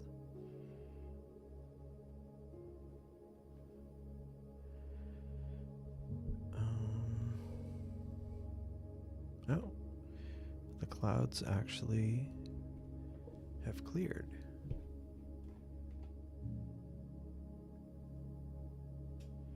So maybe it'll keep, resume stacking. Yeah, cool. That was frustrating, but oh well. Yeah, there are a lot in that area around, if you're talking about 5054, there's quite a few.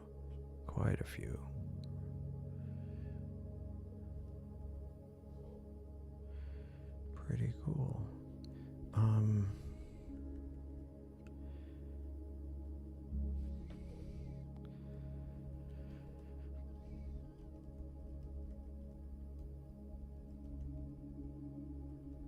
Okay. All right. Yeah, it's definitely starting to show more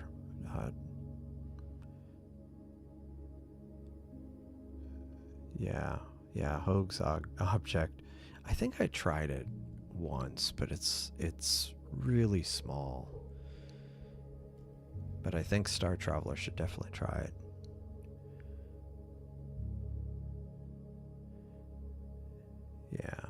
it's pretty tiny. Like for the Seestar, it's very tiny. But I think Star Traveler definitely should try that out.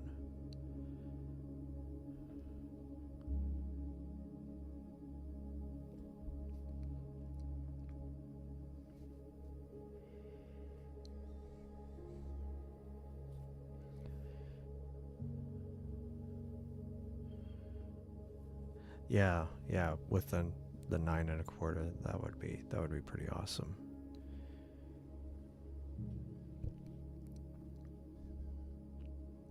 Yeah, Hoag's object is interesting. Now, granted, this is probably taken with what do you call it, with Hubble or something, but it's a ring galaxy.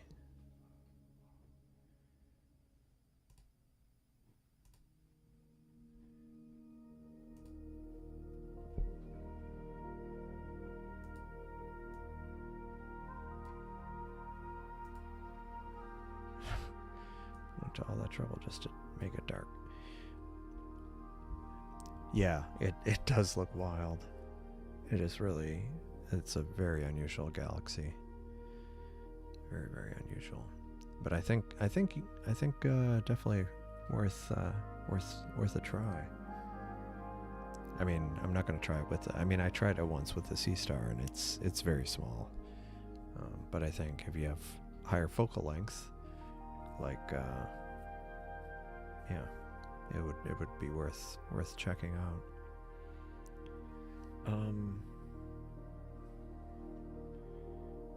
Yeah, I have a feeling it's this star, but actually, let me double check again.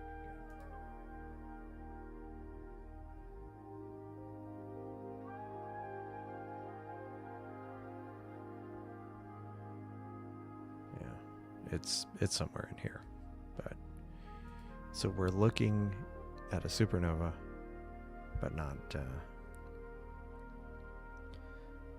Yeah, needs an NGC number.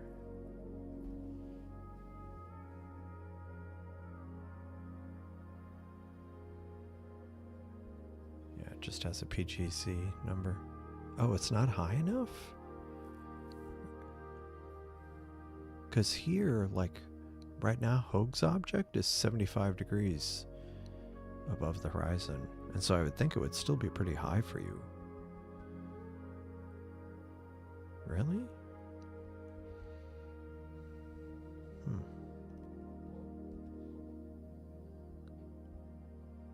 Yeah, because like right now for me it is very high. And I can see it in the survey too. Yeah, and it's not even at the meridian, so it's at the meridian around 1040, and it's 80 degrees, 81 degrees above the horizon here. So I would think it would be really pretty high for you.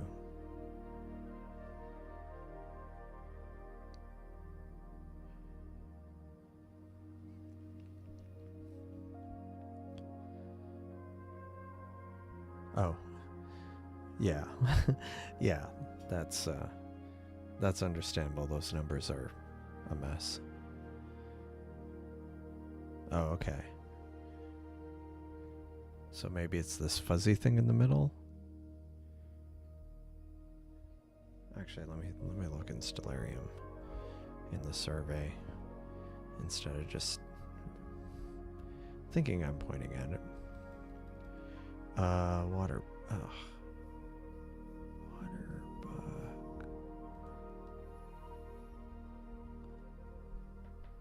Okay, so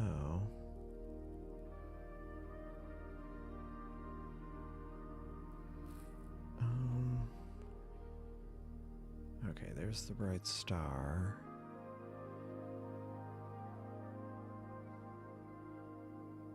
Yeah, I don't know. Yeah, you're right. Like this looks like it, that looks like that's there. So maybe it's this kind of bright lump kind of near the core. Maybe? I don't know. No, it looks like it's a bit further out.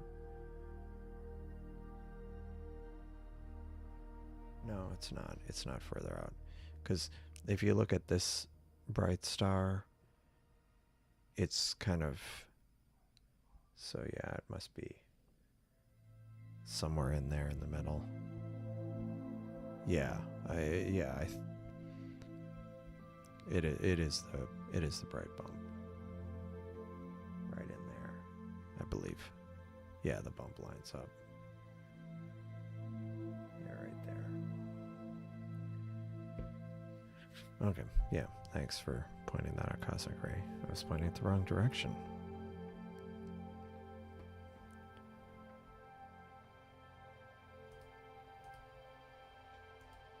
I like keeping it factually correct here, so appreciate the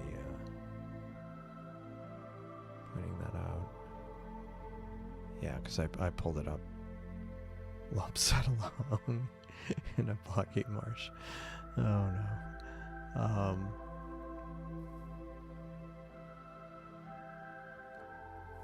Honestly, I think I just searched for hoax object. I think I might have added a custom object, or I have some weird catalog. Let me see what else you can look for.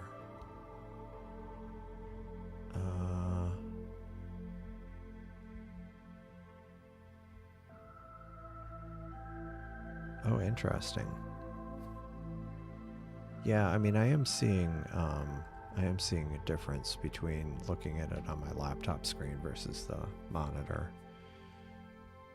Yeah, hoax object. Let me see. Yeah, it's kind of...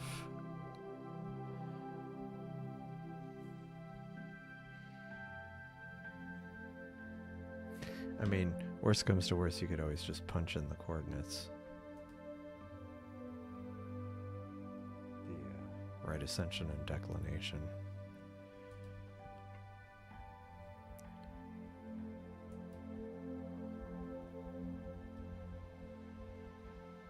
I mean, yeah. What's interesting is, and I know I'm looking at the right spot because when I kind of search for it and zoom in, I see the ring, but it's small.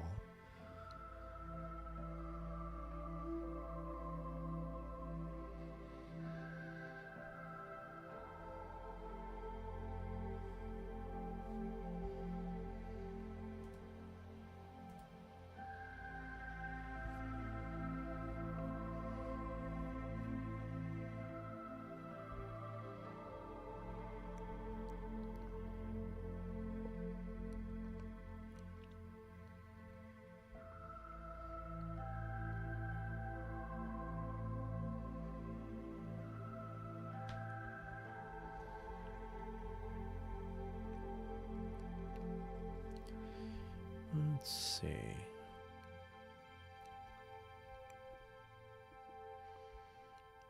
So yeah, the next thing will be the Eagle Nebula, which I think I might as well go to because I don't know that getting more time on that galaxy will improve things.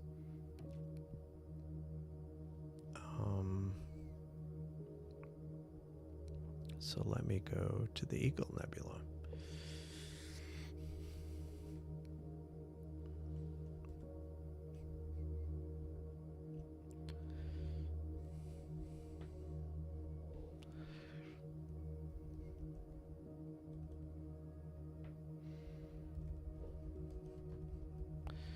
All right.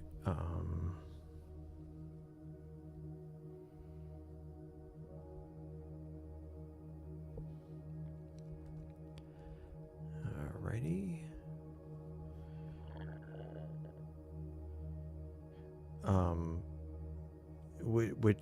Which one are you talking about? The one on the right or the Eagle Nebula that I'm going to? 4 arc seconds. Yeah, that would be hard on my scope, or on the Seestars. Yeah, Welcome back, Hot Cheeto. It's the tombstone of a failed class 3. That would be interesting. I mean, it could have happened.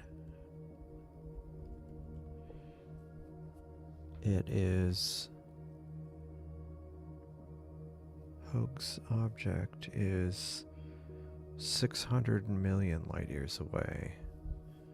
So we're seeing the way it was 600 million years ago. Oh.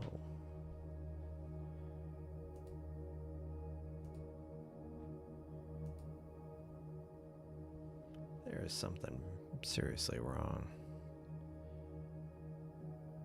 I might have to,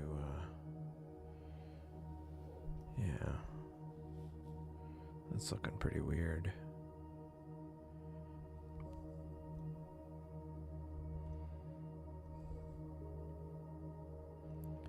Yeah, the Eagle Nebula. That's what I'm trying right now, but that looks odd.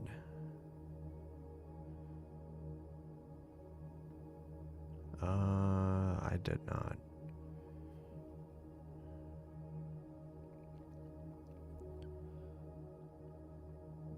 Many of Hoax, yeah, it's a class 3 civilization. That would be interesting. Oh, that was weird. Suddenly kind of,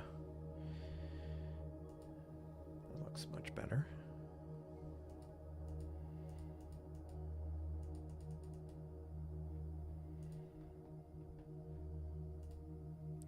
Maybe I don't want to zoom in so far lest I get tons of noise.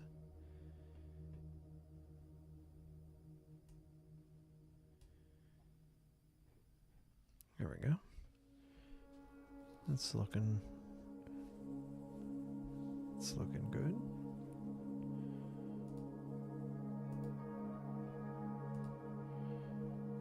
Yeah, happy little galaxy. Yeah. Yeah, that's or a what do you call it? Level 3 civilization. Bob Ross painted it in.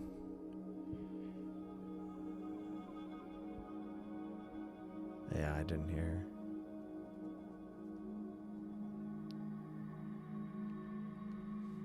Another ring? Through the mic. I don't know, what did you hear?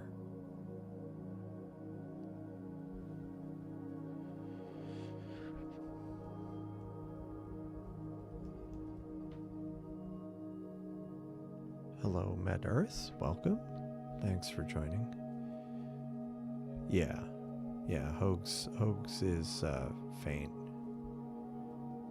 Is that an order of onion rings I saw? Yeah, I mean, that's Hoag's object.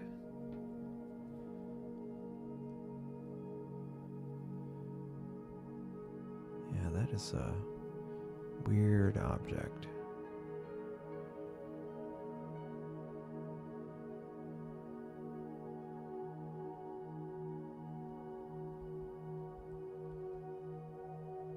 Planet symbol.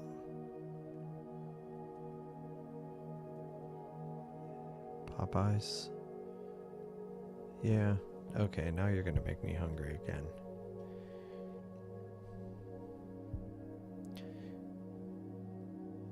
I bumped the cable, so I don't know if that's what you heard earlier. The microphone cable. Yes, makes Stephen hungry. Yes, please don't.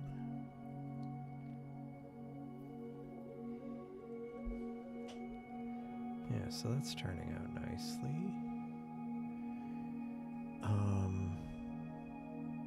Yeah, so we'll let that go for a bit.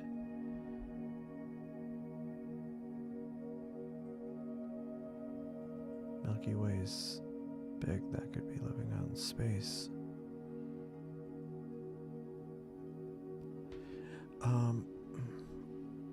Let's see, what am I...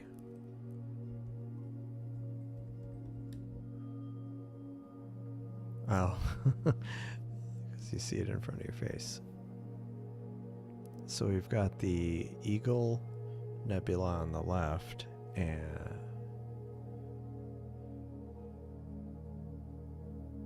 make him a country. Eagle Nebula. Yep. Like alien.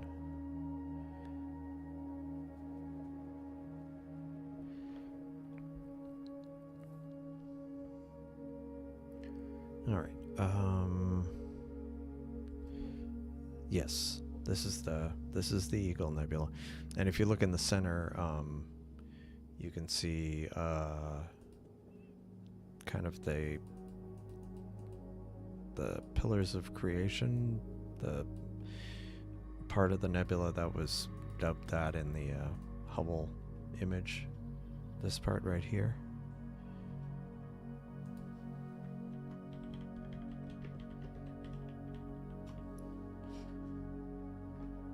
So this was the Hubble image on the right, and you can see there, that's the structure. So yeah, eagle. Yeah, eagle and butterfly. Yeah, that's right. Eagle on the left, butterfly on the right. Favorite movie? I don't know.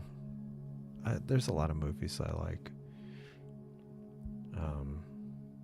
It's like, yeah, I don't know. I'd have a hard time picking one. Yeah, Hoax is 600 million light years away. That's pretty far. Yeah, it's very interesting. It's a very unusual galaxy. It's a ring galaxy, which apparently are not very common. Star former 7,000 light years away. It's pretty cool. Oops. There we go.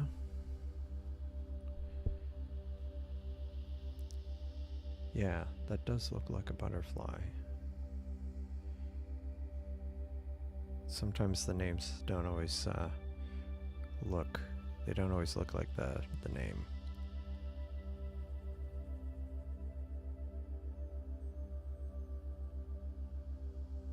Interesting. 55 light years. Relatively small, but that's still pretty big.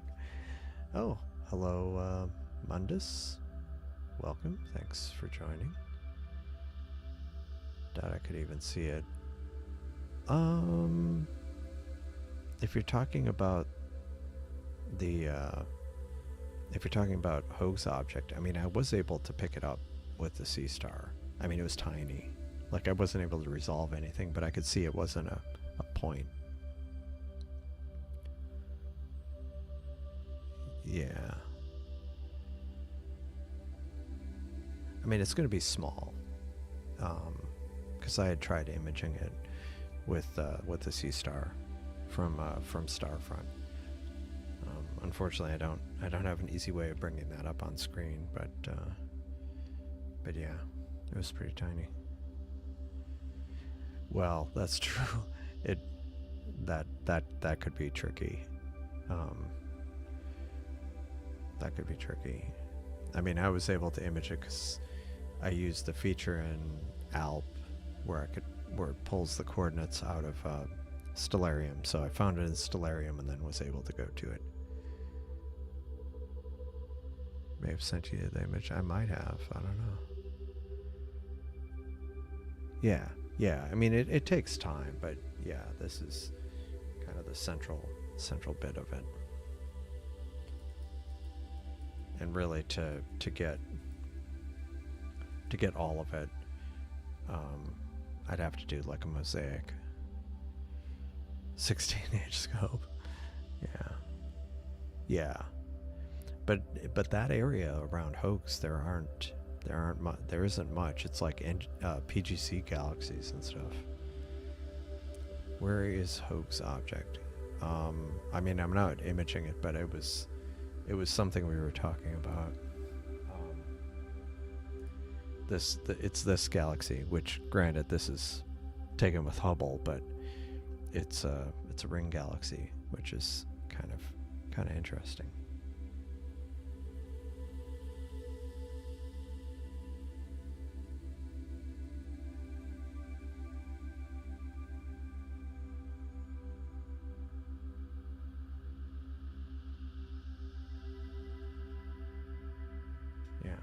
kind of interesting.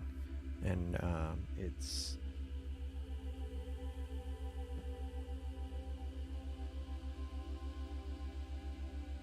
it's in Serpens, the constellation in Serpens. But it's kind of hard to find because it's not a, it doesn't have like a normal, yeah, it's got a PGC catalog number, so it's not a not easy to look up, unfortunately. I don't remember if I manually put it in Stellarium,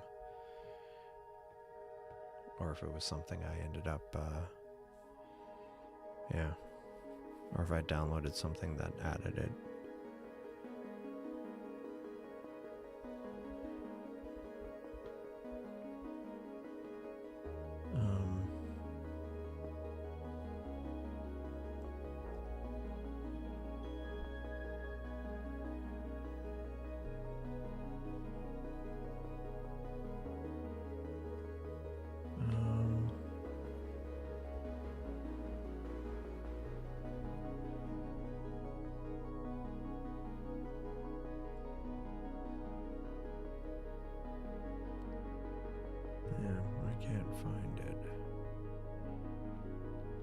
And I have it on some drive around here, I think.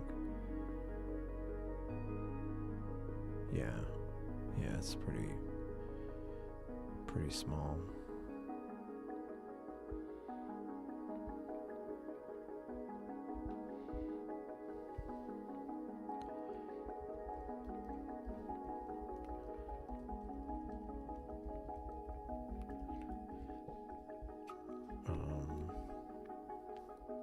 Let's see. Oh, okay. Oh, that's cool. Maybe that's what I did.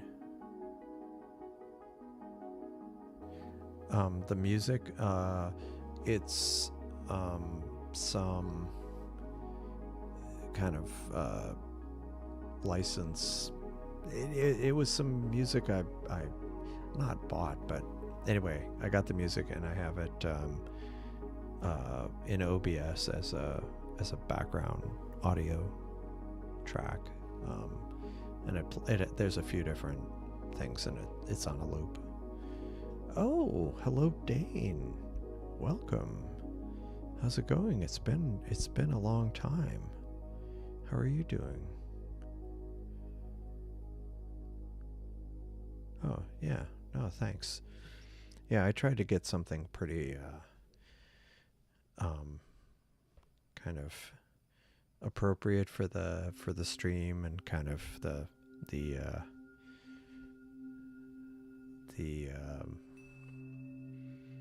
didn't want anything too loud or too fast, so appropriate for the live stream.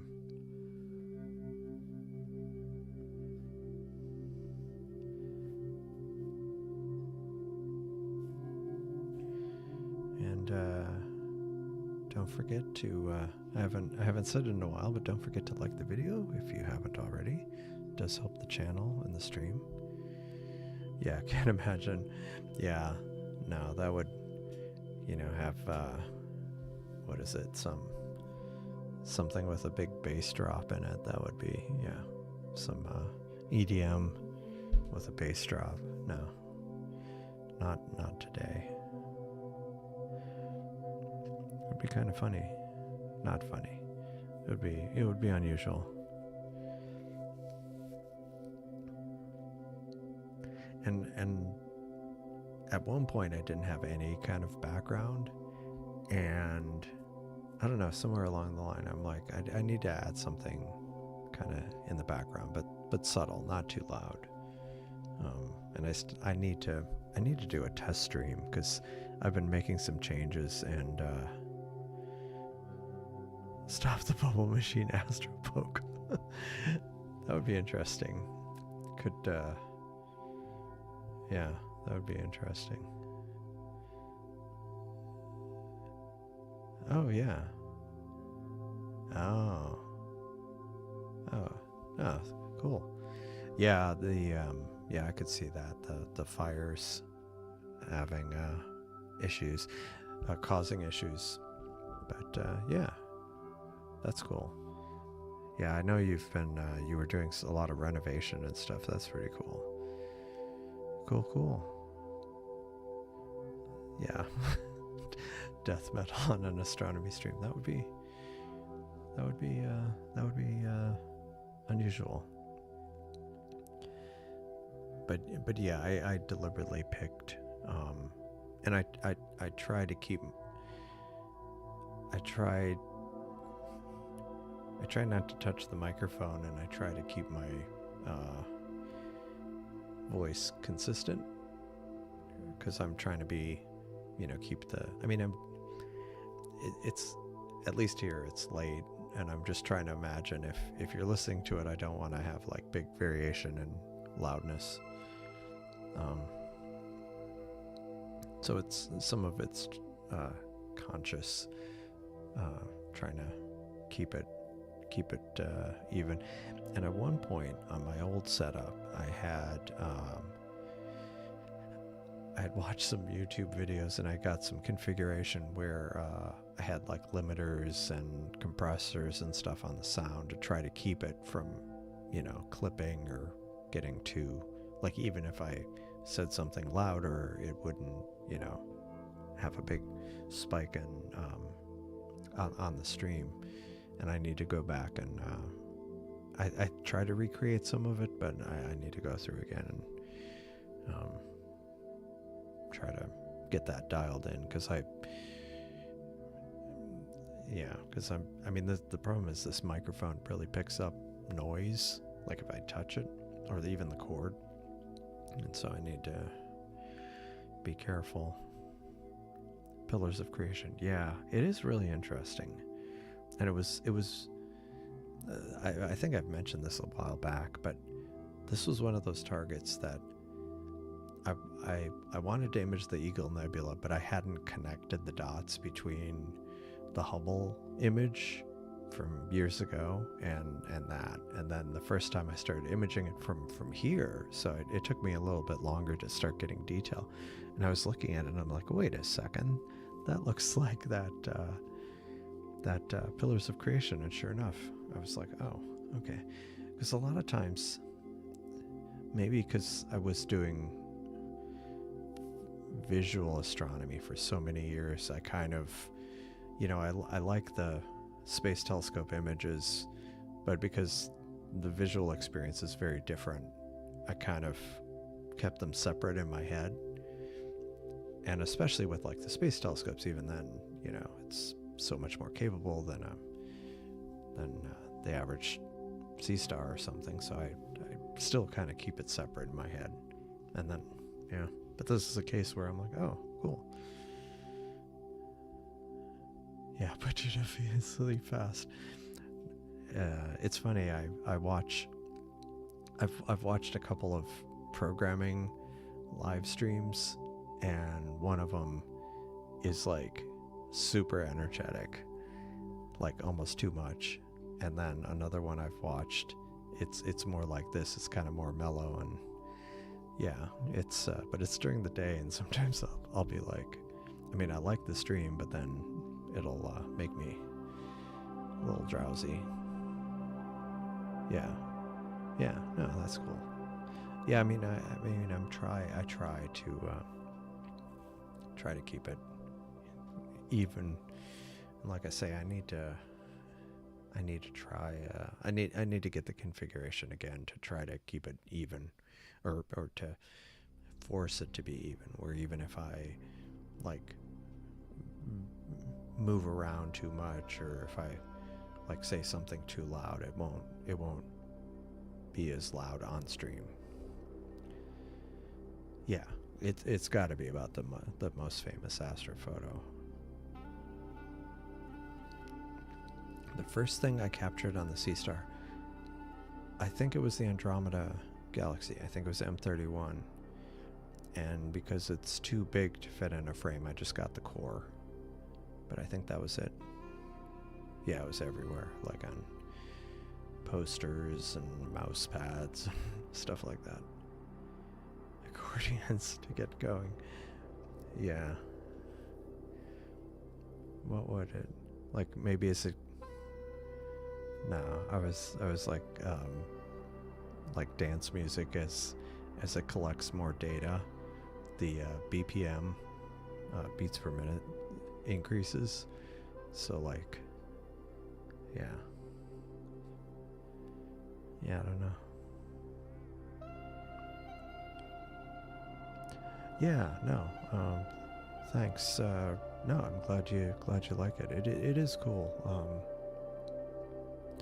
I do like kind of watching.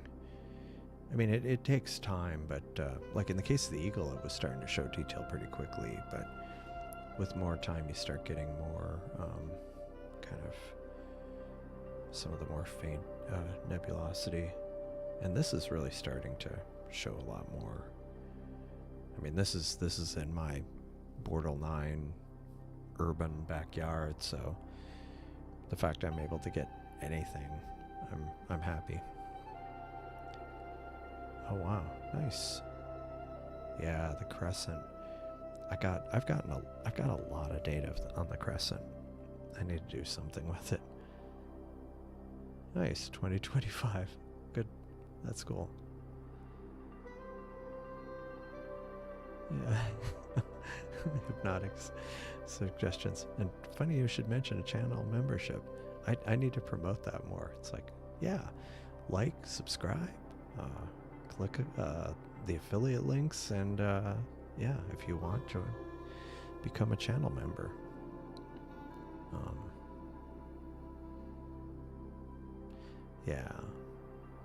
Yeah, some of the James Webb ones I have liked. I have enjoyed some of the James Webb images where they revisited some famous Hubble image. Those are really cool. Some of those are really cool, and some of them it's really amazing how much more detail. I mean, it's a much bigger scope, but it's still kind of, it's impressive at how much better it is for some things. Made you buy a Jouet mount. Me too. Interesting. Smash that like button. Yeah, I agree. Yeah, 20 ways to hit the like button. Yeah. No, I mean, I'm really happy with the mount. And I did follow the advice of trying to not move the mount much when I bring it in and out, and I have it kind of lined up along the edge of the patio. And I find when I do a go-to, it's usually, it gets pretty close, like within a fraction of a degree, pretty consistently. And it's been a few weeks since I've aligned it, so that's good. Yeah, I need to do something with Space Engine. I need to do some more things first, but Space Engine is pretty cool. I did buy it, but yeah, I've had a few ideas on how I could use it. Yeah. Okay. Good night, Wiley Sight. Thanks for joining. Have a good evening, rest of your night. I'm gonna have a drink of water. I haven't had any since I think I took a sip just before the stream started.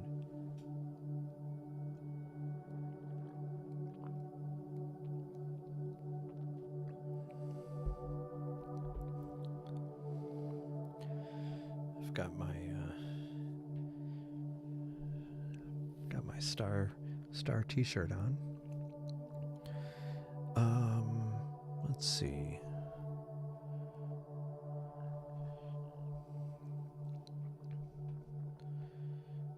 What else should I've got a few other things on the list, so I'm just gonna keep letting the butterfly go. We got the eagle. I think there was one of the suggestions was the E nebula. Let me see where that is in the sky right now.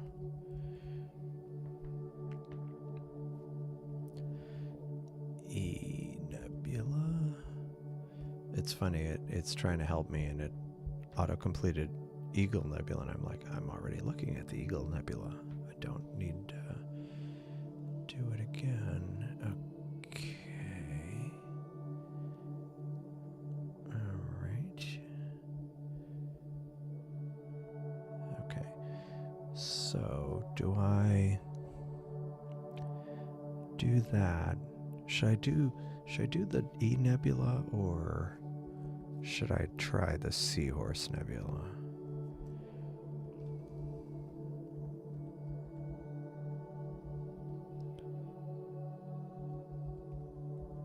Which the Seahorse is Bernard 150.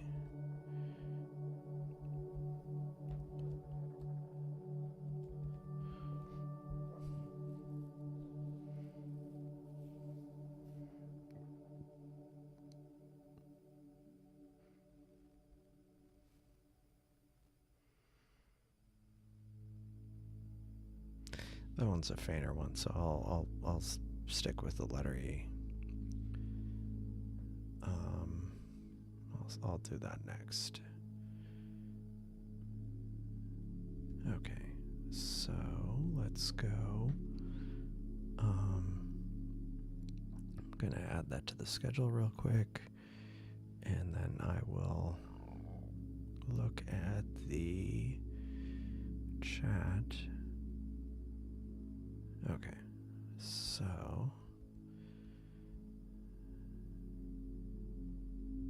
try to find Earth from out of the Milky Way. Yeah. Couldn't even find, yeah. Chandrascope. Some of the ones I like, I agree, some of those are pretty cool, but one thing I've seen a few times is when they combine the different space telescopes into one. Let me see. I think one of them was Centaurus A.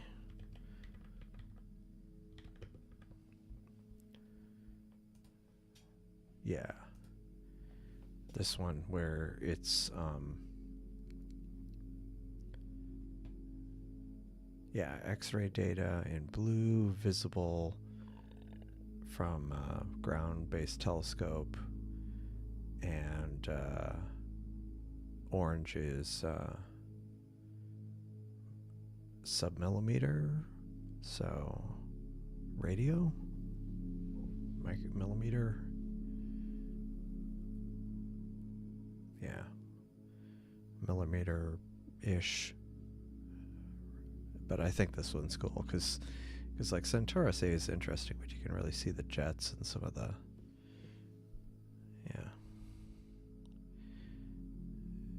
yeah, that's true, yeah.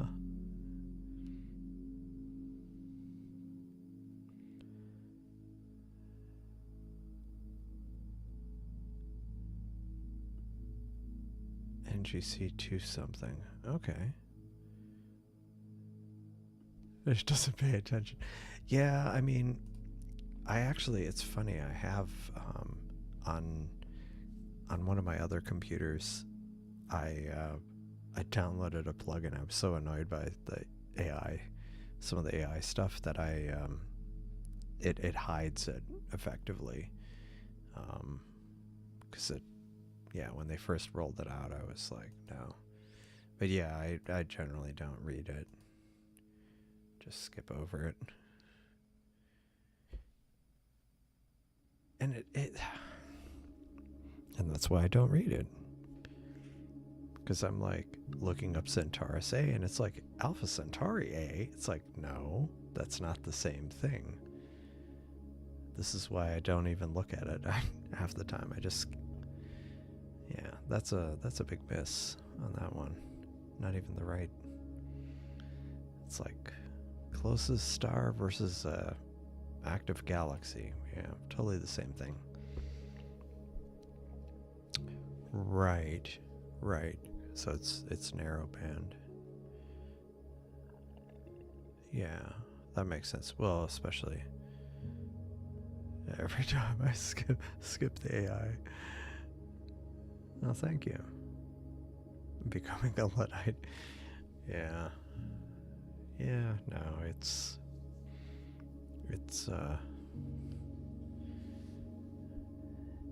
I mean AI can be useful, but sometimes it gets things seriously wrong.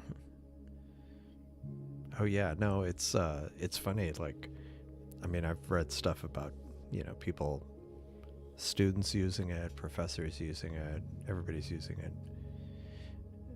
NGC 3718.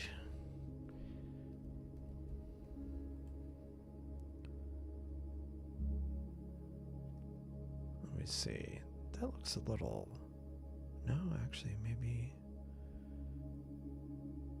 Oh, I have imaged that one. That's kind of an interesting one. And Star Traveler's gotten a good... He got a very good image of that.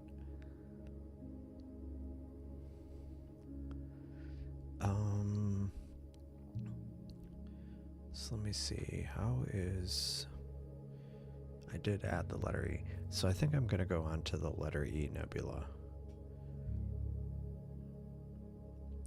which is a dark nebula. I didn't get the entire E, but I've kind of centered it on the darkest part of it. So hopefully that will be good. Let's see, how's the clouds? Okay, we're getting more clouds through, but it's still getting data, so I'll leave it go for now.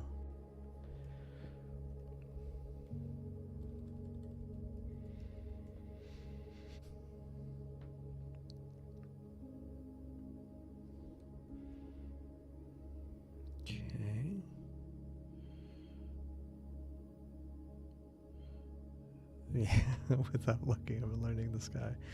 Yeah. Yes, so on the right it is the Seder region. It's the kind of the butterfly. It's not the butterfly nebula, or maybe it is a butterfly nebula, but yeah, it's in the Seder region. And that's from an S30 in my backyard, so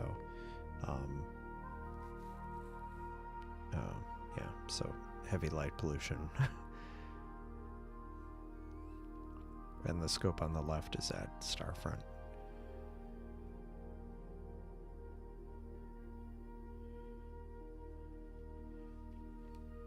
The AI is just a Google search that uses Grammarly, yeah. 3718. Yeah, sure. Let me add that to the list. And actually what I need to do is see when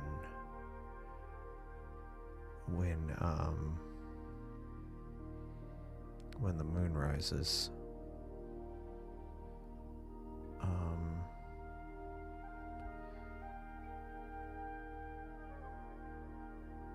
Yeah, we're still a ways away from the moon rising, which is good.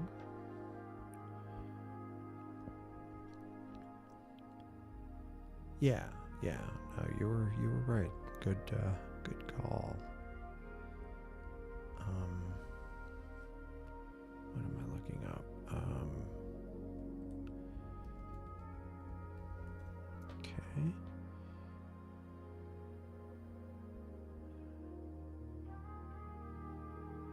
Okay.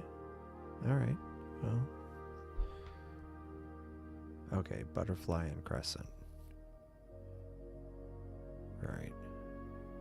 So what are we looking at? Well, we're still looking at the butterfly, and I just started imaging this dark nebula on the left, the letter E, the E nebula. Although it's kind of more like a half an E, because the full E is a little fainter, but it'll start getting more defined once as it gets more data. But yeah, this part is dark nebula. Oh yeah, it's starting to.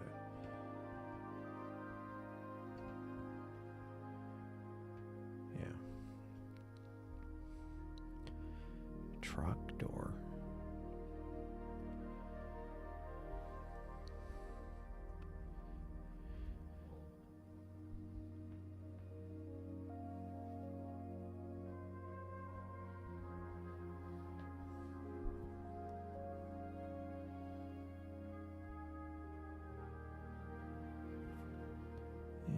So that's, yeah, you can, I mean, all things considered, it's showing up pretty quickly.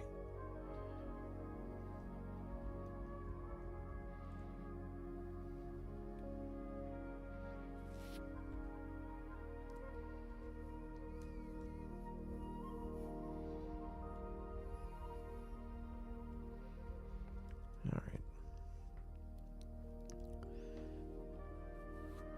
Oh, the letter E looks like, oh, from an ancient internet cartoon. Oh, nice. Hot wings. Cool. Cool.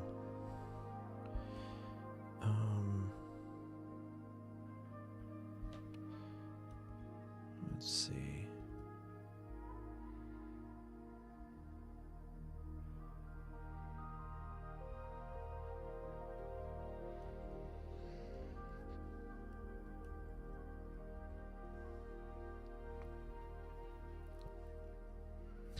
Yeah, I mean, after so much rain. Yeah, thanks Cosmic Ray for the information. That's really cool.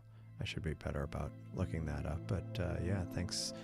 Have a good evening, and see you later. Ancient internet is a new. Oh man.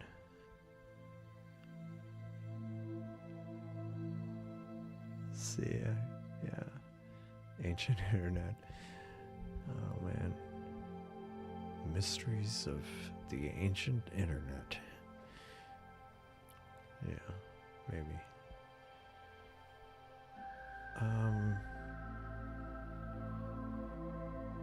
Let's see, what are we? So Starfront's clear.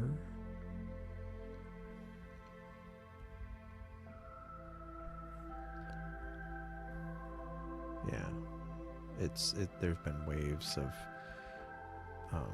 kind of fast-moving clouds here locally. Yeah, is it possible that people used Internet Explorer? Yeah. I remember, yeah, what was it? Mosaic? The Mosaic browser? And then, of course, Netscape. Yeah. Made for Netscape. Not something, 3K subs.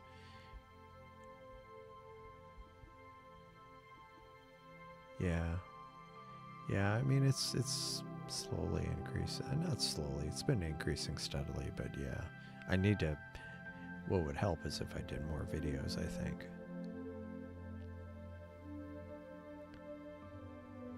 Mosaic Opera. Yeah. Yeah, what was it? Watch Ancient Internet, I see. I remember. Yeah, it was.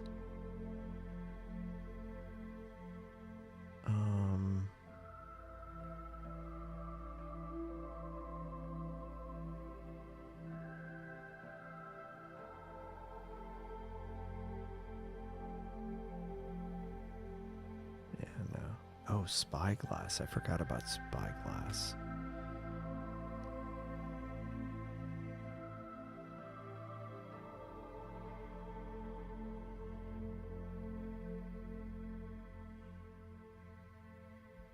Yeah. Oh, yeah. Opera. Or the original opera. I remember that. I think I used it briefly. Very briefly. Well, I don't know. I don't know. I never used Internet Explorer regularly, but I used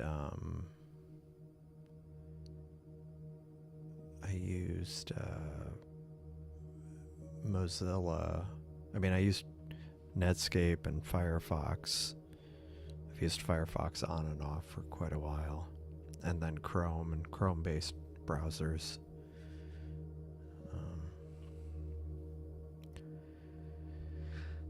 Yeah, I haven't done the native mosaics that much, but yeah, they were a little kind of different. They didn't quite work the way I expected them to. Yeah, I don't remember what I used to run because I don't think it was IE. Maybe it was some who knows what I was doing back then. Part 10,000, yeah. Yahoo, yeah. I remember Yahoo. Or I mean, Yahoo's still around, but I remember when. Or what about Alta Vista? Speaking of ancient internet, well, ancient web. I remember. I don't think it was like actively being used, but I remember some networking people I was talking about. They were talking about how they were. There'd been an email sent out that they were decommissioning the last parts of ARPANET, but it wasn't. I don't think it was widely used at that point.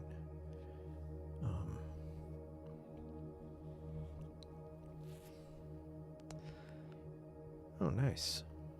Cool. Yeah, space engine.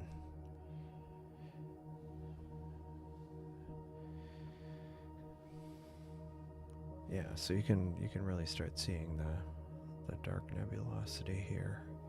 And like I say, there's another bit here, and like the E isn't, I don't find it quite as apparent, but it is, you can definitely see at least this part of it. Yeah, space engine. I just recently, like a few weeks ago, started messing around with it a little bit.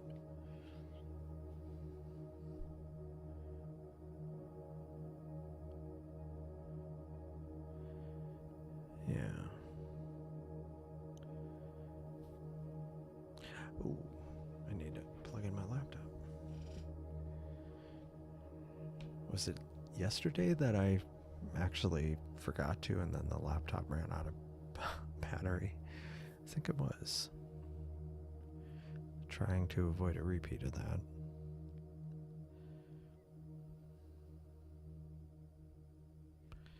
Definitely don't want to repeat that.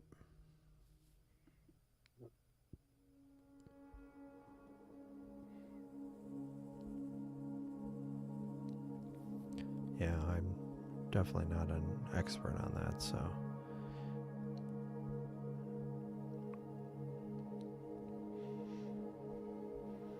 Hmm. 70% out in spiral arm. Oh.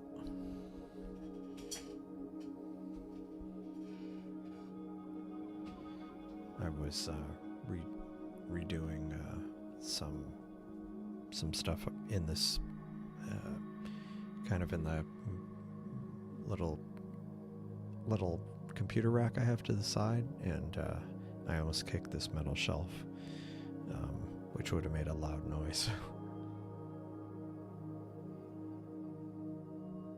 Yeah, nice. I appreciate it.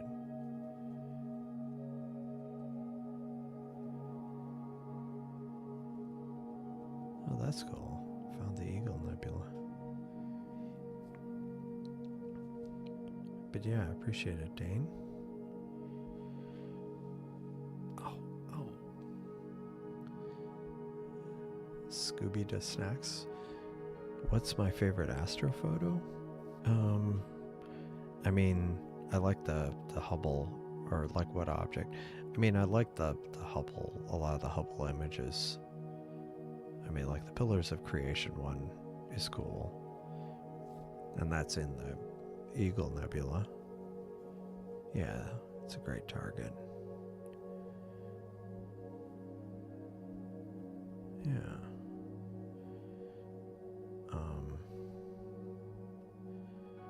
But yeah, I don't know.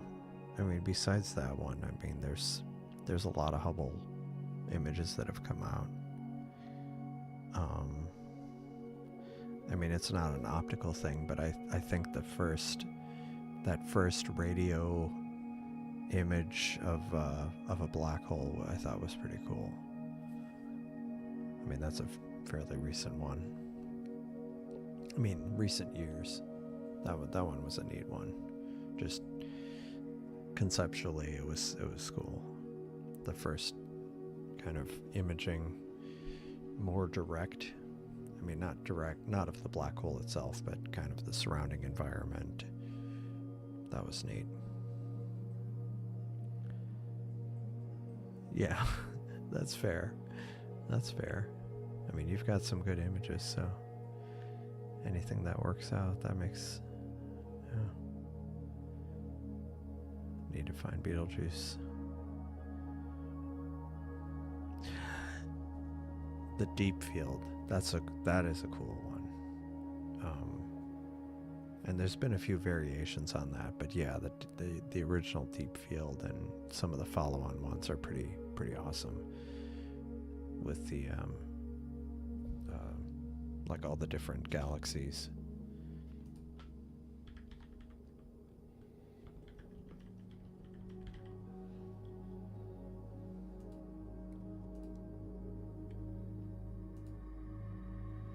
Yeah, that one with... Yeah, it's just like a little patch of sky and there's so many galaxies in it.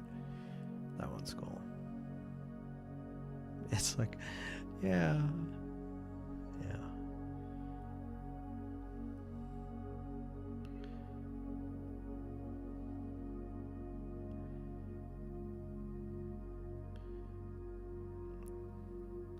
But there are...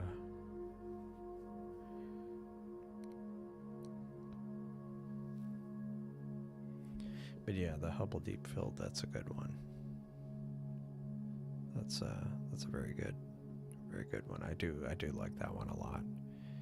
And the first time I saw it, I remember just kind of the proverbial, mind is blown kind of thing, where like, conceptually there's a lot of galaxies out there, but to actually see in a small patch of sky that many galaxies, some of which are just like super distant.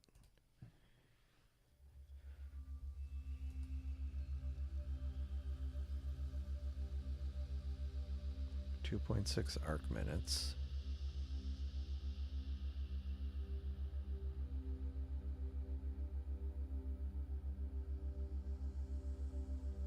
So there's three, because it's a small patch of sky, there's very few foreground stars, so almost all of the 3,000 objects are galaxies.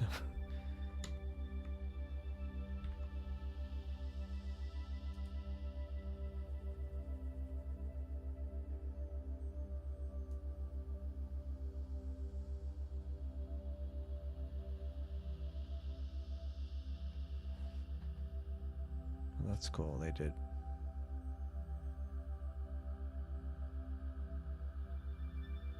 follow up with Kid Peak, CAC, and the VLA.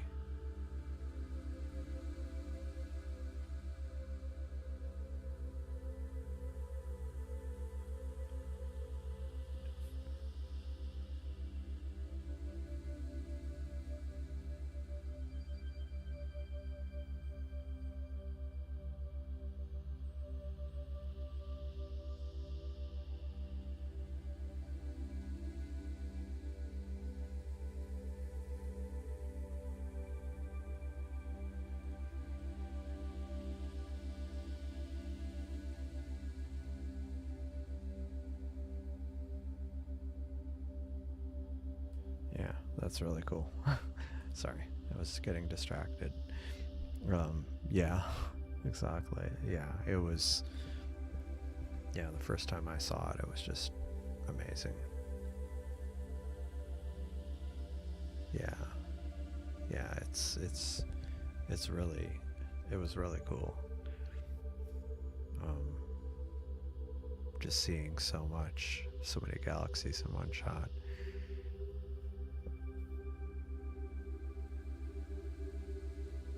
Gaia image, was it, or Gaia image? Which ones are you talking about? Like the overall Gaia image, or?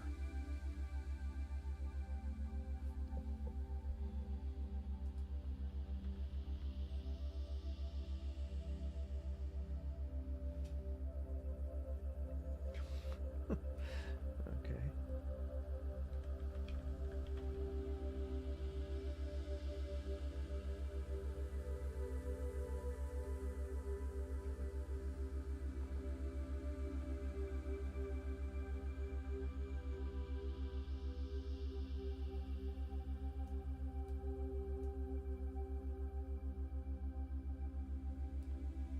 Are you talking about like the Gaia map? Because that is pretty wicked.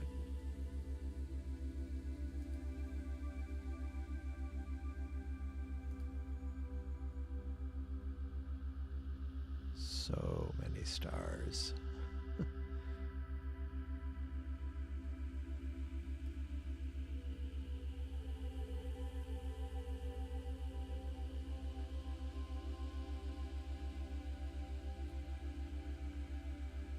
Yeah, the map. Yeah, that is pretty cool. I mean, not pretty cool. That's really cool.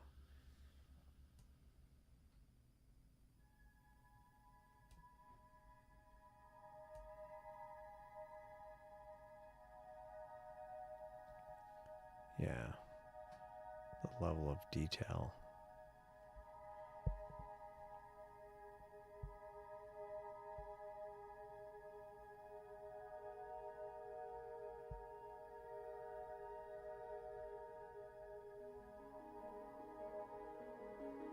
And just the fine structure in all the nebulosity. I mean, the dark nebulosity is really impressive. Really, really, really pretty awesome.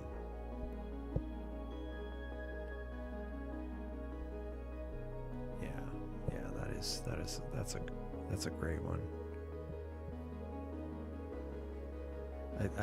I've seen it, but I don't think I actually zoomed in it like I did just then.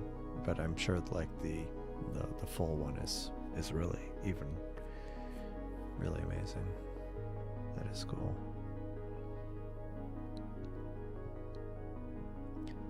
Does make me wonder what 10, 20 years from now, what kind of surveys and stuff they'll have. Yeah, it was the first for me. Yeah, that one's pretty cool. Yeah. Thanks for joining. Have a good rest of your evening. Yeah, I'm not 100% sure. I think I'll probably keep going till about for another 20 minutes or so. But it is getting a bit late. But I do plan on doing another. I assuming it's clear tomorrow. I want to get the spectroheliograph out and actually do a YouTube stream on it.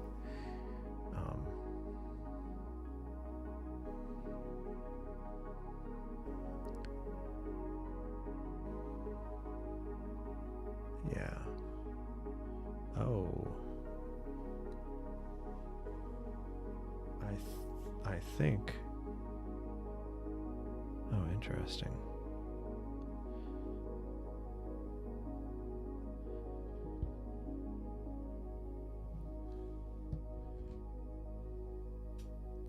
I disconnected. Oh no, it came back. Temporarily disconnected from the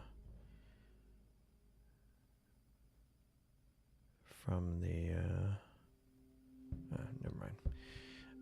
The S30. My phone disconnected from it, but it's back. May or may not get it. Well, maybe not. Maybe another time. Brightest star in which photo? In the letter E? Yes. It's the one on the left is at Starfront. So yeah, it's still there.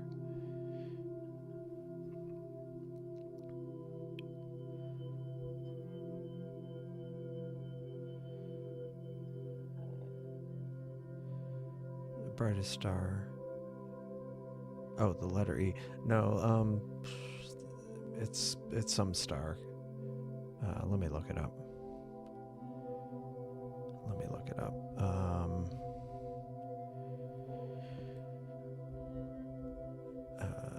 E nebula.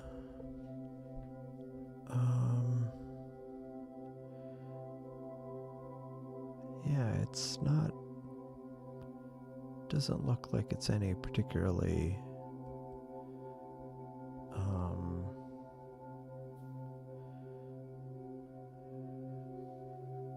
Yeah, this one right here is it has a HD number and HIP number, but it's like 8th magnitude, so it's not particularly bright.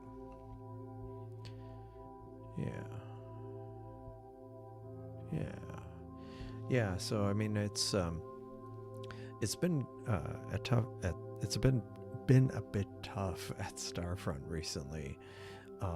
Not recently, but just because like the weather's been so bad here and there as far as the rain and such. But I guess the spring, it's not unusual, and now hopefully it's getting into the summer pattern where there's more clear skies. Don't waste your time. Makes sense. Yeah, actually. It does kind of look like that. And it really doesn't look quite like an E either, but it is a pretty nice dark nebula as far as how defined it is.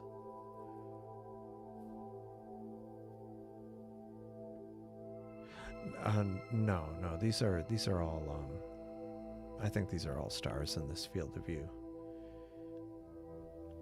Yeah, the thing where I was talking about the galaxies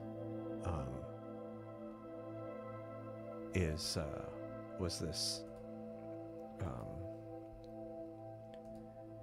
the Hubble Deep Field. I think that's what I was like. Where basically all these images, or all the dots in this picture from Hubble, are almost every one of them's a galaxy. There's like a few stars in it, like that's a star and that's a star, but most everything else in there is a galaxy. So like 3,000 objects in there. Nice. Yeah, hopefully if the smoke will be blowing a different direction. Yeah, it's like 5 stars for the Hubble Deep. Yeah.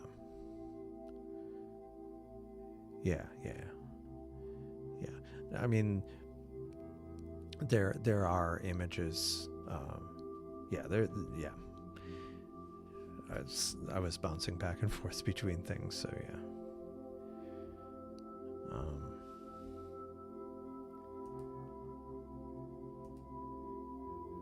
But yeah, look at that. All these little dots are galaxies.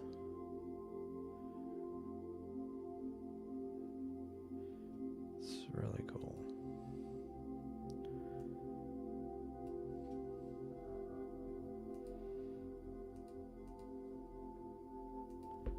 I'm gonna take another sip of water.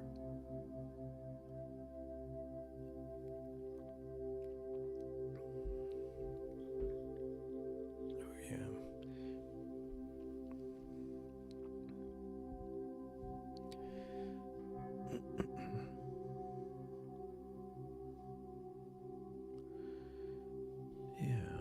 let's see, what else? Yeah, I don't know if I'm gonna try any other images tonight. I think I covered a bunch of ground. I'm not ending the stream right this instant, but I was just kind of reflecting.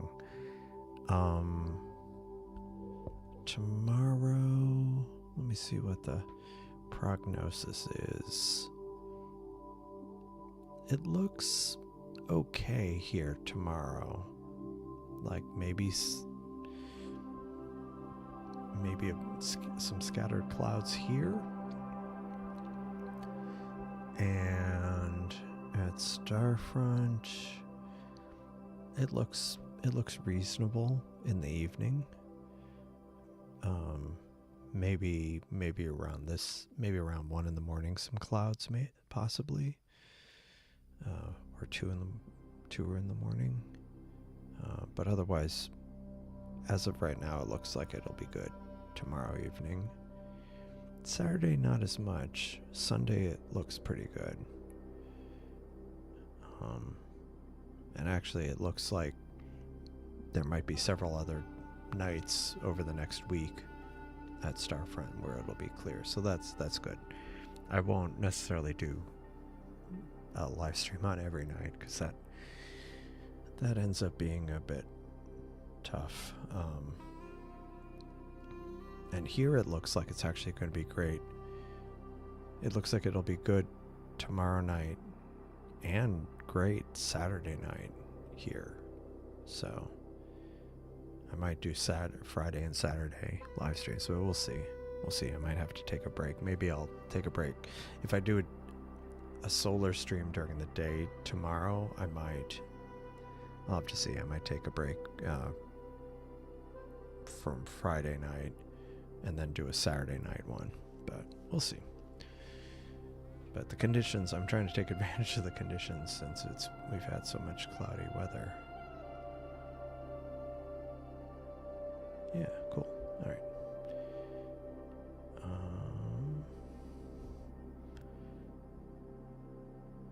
My longest stream.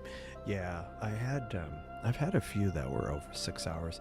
A lot of those were more in the winter, when the sun, like today, I didn't start until 9:45 local time. But in the winter, when the sun sets much earlier, I can start at like 7. So it's easier to hit like a 6. Like if this was a winter stream, I would already be almost to 6 hours at this point.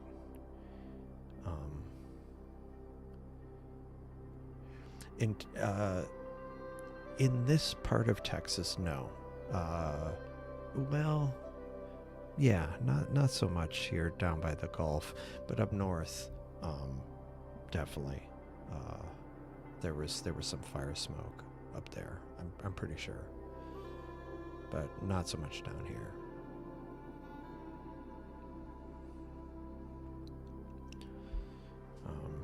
We did have dust storms and stuff after some of the fronts came through, or not dust storms, but a lot of dust kicked up. And we also had some Saharan dust down here, but yeah. I mean, because we're being so close to the Gulf, it kind of sometimes we end up a little different from the rest of the state, more inland. But other times it's like the same here. Yeah, no, this wasn't tonight. I've only been going for 3 hours at this point. But yeah, the 7-8 hours was more in the winter. Maybe it may have been on a weekend or exceptionally good conditions, and I started at maybe 7 or 8 and then just kept going. And well, actually, did I end up doing a really long stream for the Messier Marathon? Maybe I did. Yeah. No, it's fine. appreciate you showing up. It's been, I was just thinking recently, I'm like, I hadn't seen you in a while.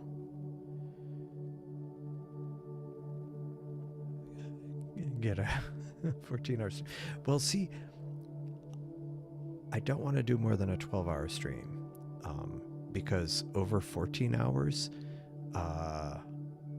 it doesn't go video on demand. You can't replay it. So I'd have to stop just under 12 hours. Nah, it's good. I mean, it's stuff. Yeah, it's funny because like people were asking me why I hadn't streamed in a while, but because the weather was lousy here, so I didn't stream much this month. Yeah, it's I mean, it's not too bad of a restriction, but yeah, it limits you to 12 hours to replay a live stream. But yeah, just you just end it and start another stream, and then you can keep going. But and I had thought about doing that for the Messier Marathon, where I would either do a 12-hour stream, or if I had to go longer, I'd stop and then start another one. But I didn't end up getting that close, getting that long of a stream. But maybe at some point I will.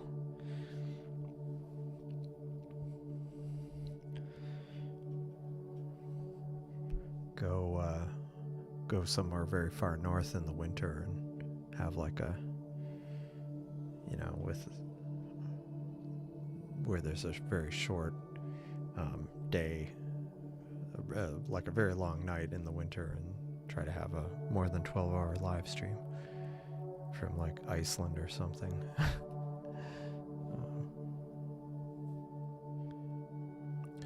What's the time on the butterfly? Good question.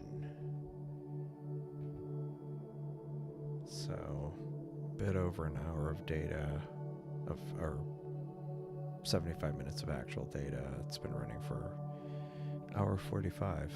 I've done this with the S30 a lot, where I've just kind of, because it's a wide field, and I'll just pick a target and let it go for a few hours. It needs some cleanup, but it's still not too bad, all things considered. Yeah, thanks, Dane. Yeah, it's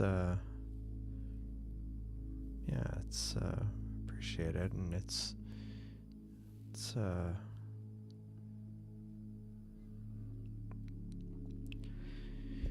but yeah, one thing I need to do more of that I haven't done as much recently is actually talk on the Discord when I'm either streaming video there or just kind of hanging out there, because a lot of times I just end up typing. Yeah, it's fine. It's late. It's all good. Thanks. I do appreciate it. I mean, I have occasionally gotten some negative comments on videos or whatever. Those don't bother me, because I can't make everybody happy, but I do appreciate the positive feedback, because that there have been days where for whatever reason, like I was just tired or whatever, and the skies were clear, and I'm like, do I live stream? And I'm like, yeah, I'll live stream, because it can be energizing. Oh yeah, let me get you the link. Sorry, I haven't been. There were times where I was promoting it, or not promoting it, but like mentioning it on live streams all the time, but I haven't been as consistent with that. Yeah, I mean, it's, there's a lot of grumpy people on the internet. Yeah, so that link I just posted is to the Discord server.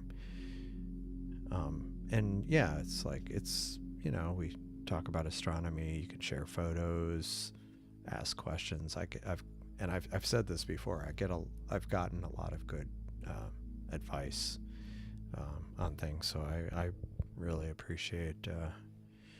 It's plus just talk random things too sometimes. Yeah, I'm really looking forward to the S30 Pro. I'm very conflicted about it because as much as though I'd like to have my hands on it, I feel like I'll probably I might swap out the S50 for an S30 Pro at Starfront because I think it would be great there, getting nice wide field views with a sensor. Sorry, hit the thing. Yeah, no, thanks. I appreciate it. I do appreciate it.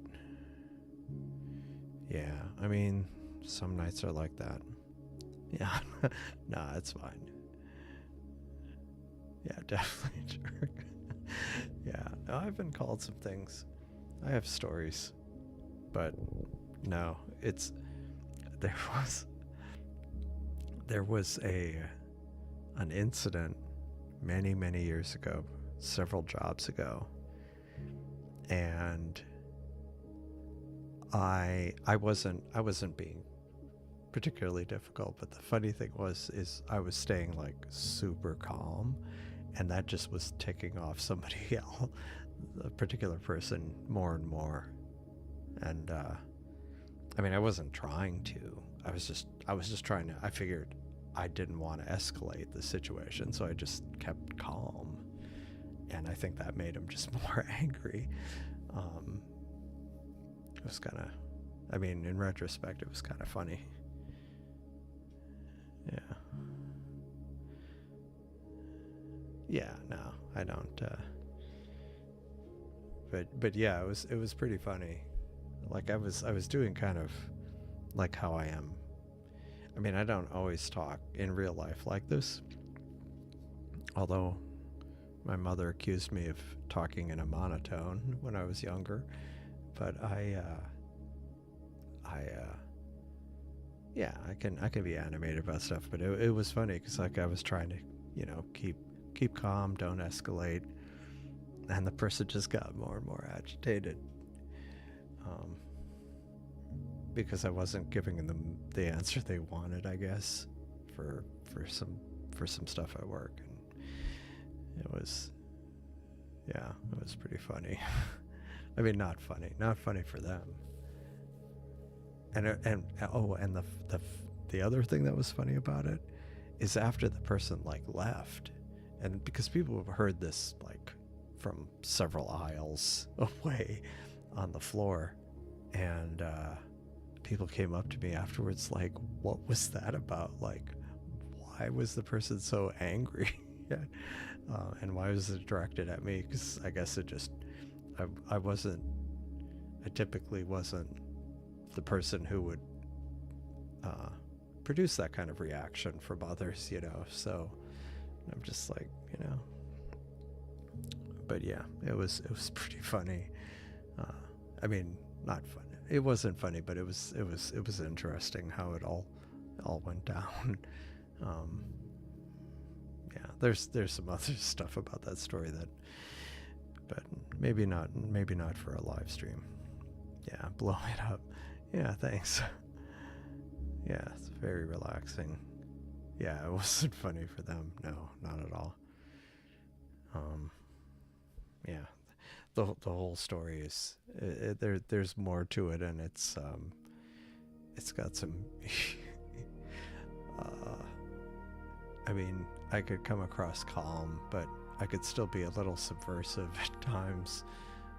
It wasn't like subversive, but anyway, it was.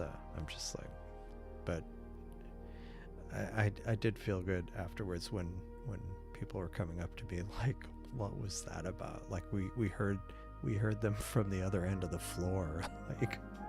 like, but they didn't hear me. Like, they heard the other person yelling. And I guess then when they realized it was the guy was yelling at me, they were like, that's bizarre. Anyway. I tried, tried not to get too agitated about things, but who knows? Person might have been just having a bad day. I think they ended up quitting a few weeks later. But I think maybe they were on their way out anyway. But yeah. Anyway. But yeah, I tried to, I was gonna say, like, I'm more animated in person, but maybe I'm not that animated in person. I mean, yeah, I have been accused of being a calming influence in family situations.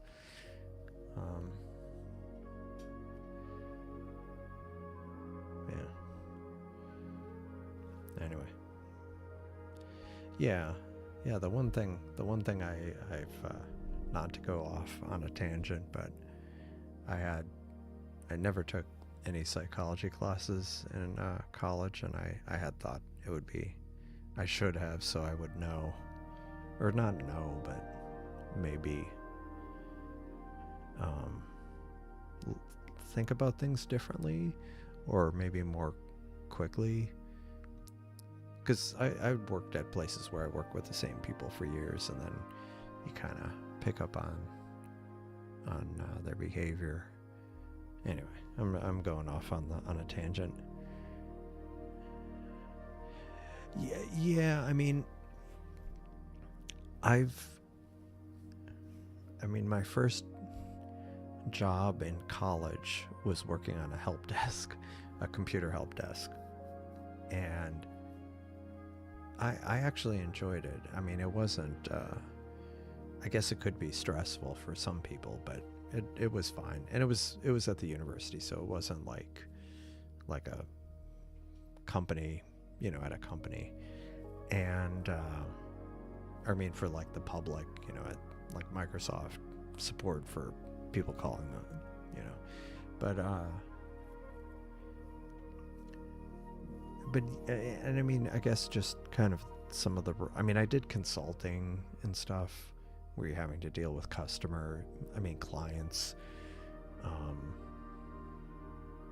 That might have been some of it over time, I guess, maybe. But yeah, that makes sense. Maybe it was some of that, just kind of because like in IT, some people are only kind of within IT, or they might only be in their group. But I guess not as, I guess I always think, well, not as much as some people, but probably more than a lot of people. I would have to deal with others. Yeah, affable. Yeah, I try to be. Tangents aren't bad. So no, I mean, it's like, it's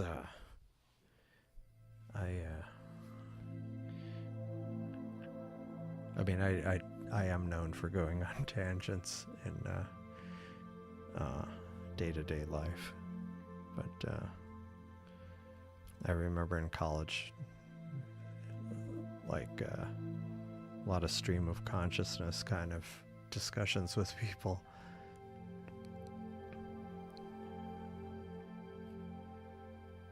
But yeah, no,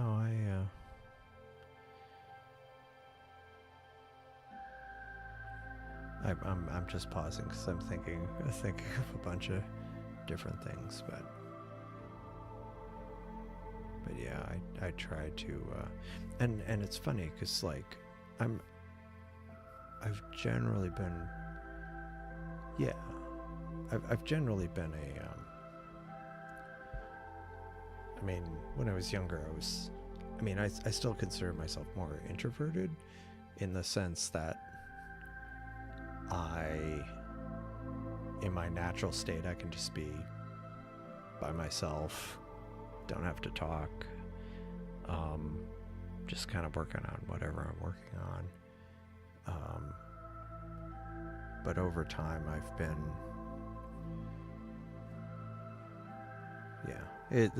that's a whole other tangent, but I've been in situations where I was talking to other people or talking to interns or whatever, and I always would emphasize that because like in college, depending on your major, they talk about kind of technical skills, but they don't the soft skills of being able to talk to people. They don't really spend much time on that, but that ends up being very important in a lot of jobs. But I've always tried to pass that on to people I've talked to who are like maybe starting out, because when you're in school you don't necessarily think about it, and like at least my experience in school, I mean like before college and public school, it's like it was more, the conversation was more one direction from the teacher to the students, and you're not supposed to be talking in class. You're just supposed to be reading and listening, and if the teacher calls on you, you respond.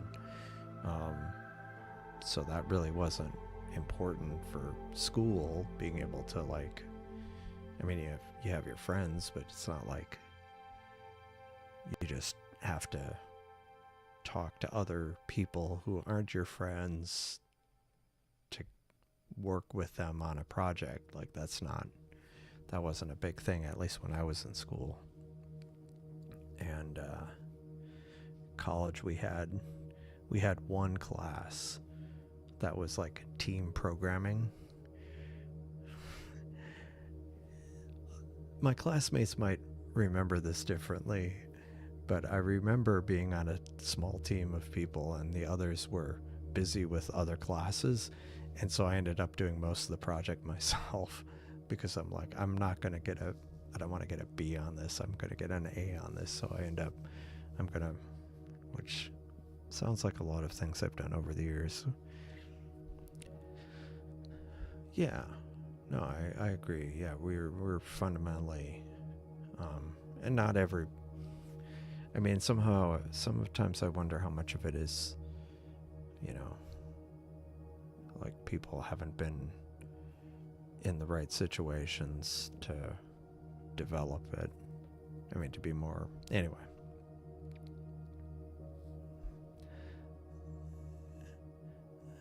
About my past, my dark past. No, I mean, what is there? I mean, I don't know.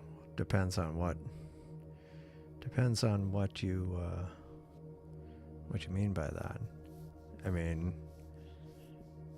part of me is like, well, what could I say? I mean,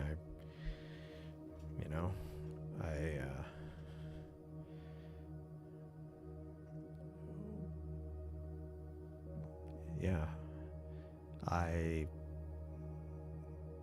went to school, had some jobs. Yeah, we whales communicate. Oh yeah. Yeah, and it's, it's getting late too. It's mine deteriorates. On a totally not random tangent, I was talking to my kids about like texting on old phones with number pads where you'd have to like cycle through the letters. That was tedious. Yeah, whales have, and dolphins, but yeah, it's not a common thing. I mean, at some level, there's some coordination, but it's not. It's definitely not as rich as human communication.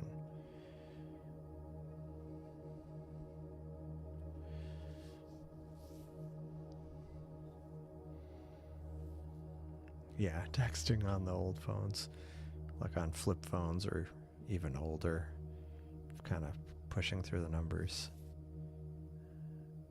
Yeah, I remember getting faster at that eventually, but then, then smartphones started becoming more common, and so that was not a useful skill. Not a useful skill to have these days. I've thought about that before, like all those, like if you've been, kind of working with old tech, or if you're of a certain age and you worked on with certain things, a lot of that stuff isn't useful. Like how quickly, or being able to quickly dial on a rotary phone. I mean, there was a limit to how quickly you could do it, but like sometimes I feel like if you could hit the numbers more quickly, you could kind of. Oh right, yeah, I remember that. I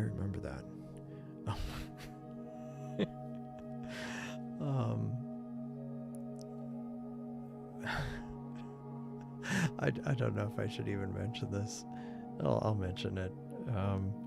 But my wife was watching American Idol years ago, and they had the vote by text, and she didn't know she was charged per text. And I guess my reaction afterwards is like, how is it possible to send that many texts in a month? Because she kept voting for the same person over and over again, and in different rounds. And it was that month we realized how much a person can spend on texting. That was funny. One more thing. But yeah, that was an interesting one.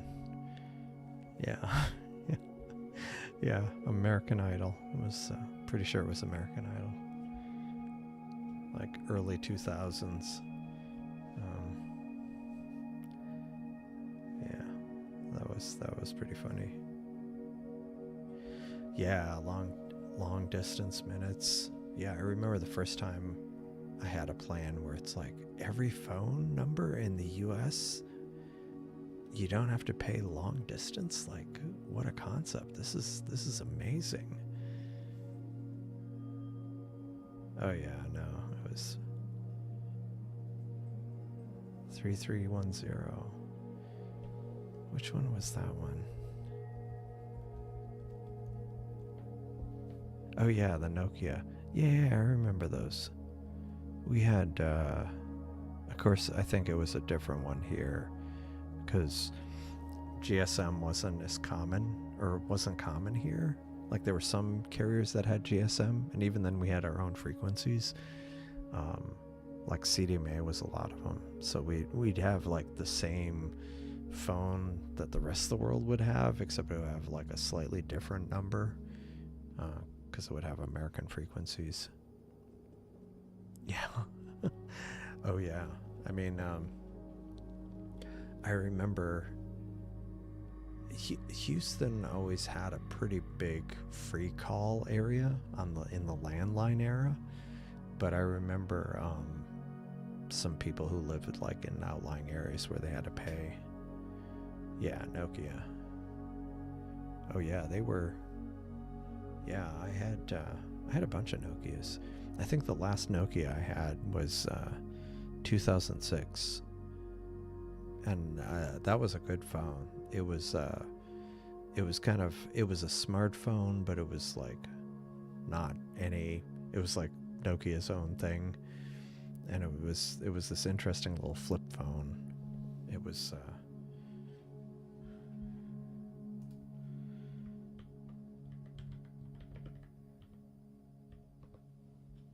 Yeah, it was the N93, I think. And so it would open like a flip phone, but it could also open like this. It would play movies. You could, I mean, I ripped some movies off DVD and ran them off a SD card. It had a 3x optical zoom here. You could use it like a camcorder, or take photos. Fun thing. The photos from the hospital of my first child were taken with this phone. Well, not this particular one, but this style. But yeah, I loved that one. It was a very featureful phone for the era, like 2006. Yeah, it was a cool phone. Nokia tree. Oh man. Yeah, bag phone. I had the bag phones were still being sold, and I got like a Nokia brick. It was like the size of a brick. And my dad had like one of the Motorola phones that kind of was like this thick and had kind of like a handset almost, and had the antenna. But yeah, the Nokia, I think I only had like 30 minutes on my plan or something a month, but that was plenty. It was just for emergency when I was out and about.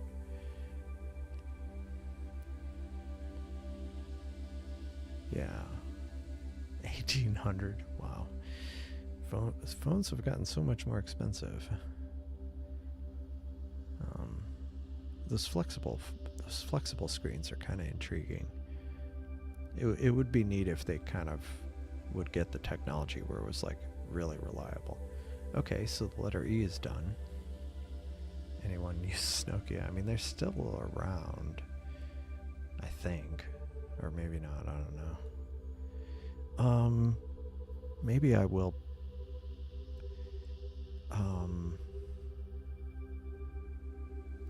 I think I'm gonna go to the Seahorse Nebula just because I've never imaged it and I've wanted to. Although that might be a tricky one. I don't know how well this is going to turn out. It might take too much time, but I'll try it anyway. Is it going down? Oh, okay. It's pretty high in the sky still. Cool. I'll do that.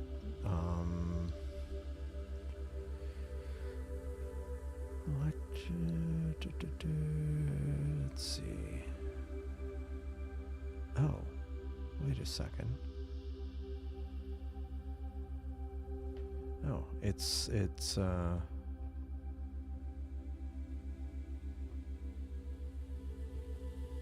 I don't know if I want to do that one. Let me go to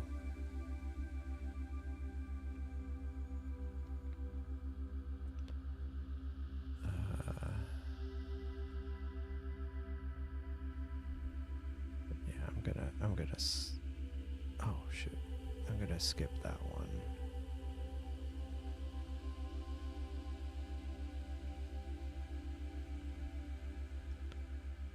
Penned, okay. Yeah, exactly. There you go. Oh, that's cool. Nokia. Yeah, I remember, I think I saw one of their recent ones.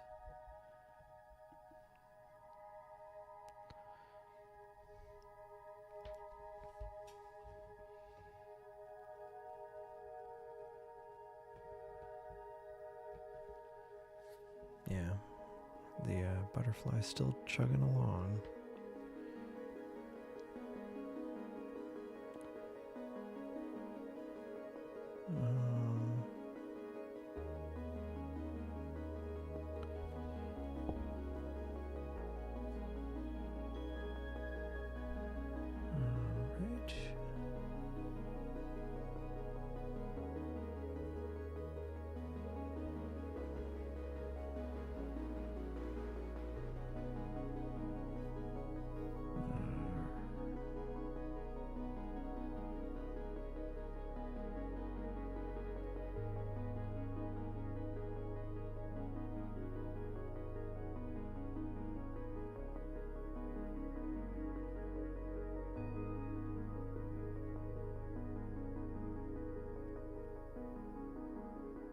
Sorry, I'm watching the plate solving, seeing if it. Okay, cool. I was worried it wasn't plate solving. Which galaxies? I had started NGC 3718, but then I ended up stopping it because really I need more time on that, and I've imaged it before, and yeah, no, that's I get it. It's like, yeah. Yeah, that's interesting. Or that's kind of drag.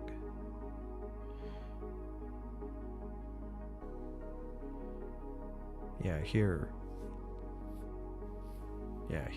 we've just been, I mean, besides light pollution, we've been having bad air quality. But that's not unusual here. Oh yeah, no, it's not.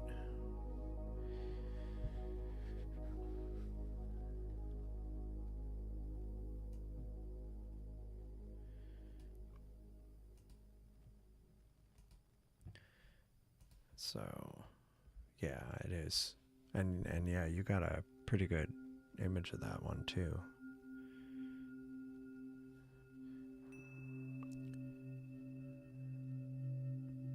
Oh, yeah. No, it was a neat one.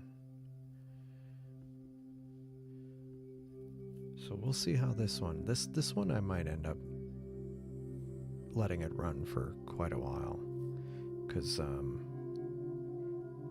it's the Seahorse Nebula, but it's a dark nebula, so it's kind of faint. Although maybe I won't let it run too late because the moon will eventually be rising. Yeah, that one's it's a very cool one. 6 years.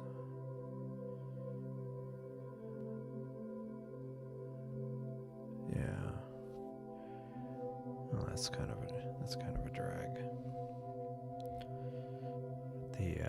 I didn't plug in the S30, and it's still got 25%, so that's good. I'll let that one run until I'm shut things down. Yeah. Let me see. Where is it? In the sky. Oh.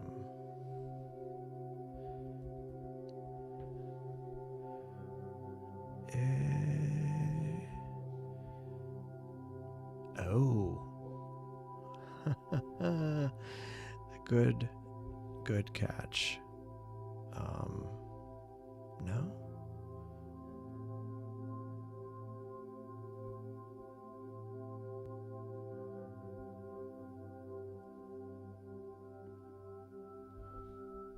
Yeah, I'm not sure. It shouldn't be obstructed, but let me look at the sky camera and see if there's like stuff. Yeah, no clouds. Yeah, it's weird. Yeah, I'm not sure what that is.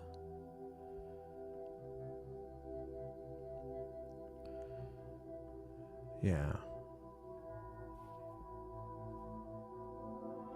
Yeah, it's an interesting one. B150.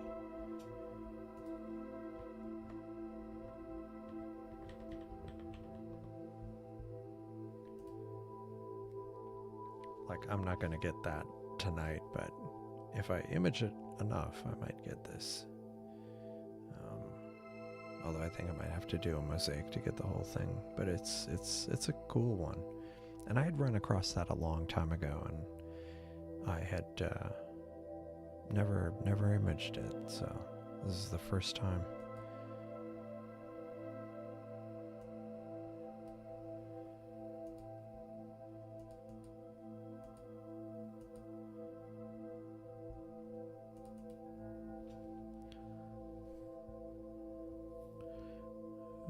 Well, I mean, if it's been causing issues, it's understandable that you're talking about it. It's I know was it Builder in the Discord, Aiden, he was having issues with the Canadian kind of wildfires blowing over, and so yeah, I was having a lot of issues with that recently.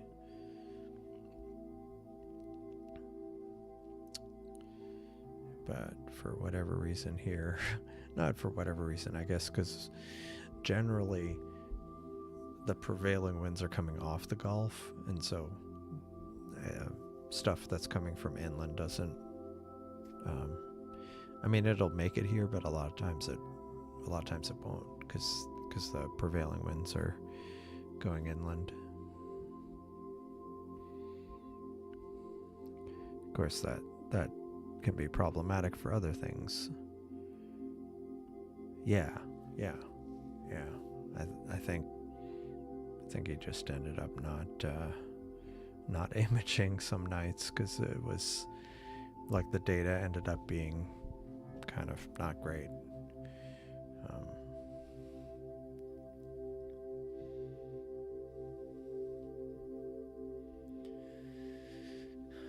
But yeah, I think I am probably going to wrap this up, because I do hope to do a solar live stream in the next couple days, and at least one more live stream in the next couple days. I mean, a night live stream.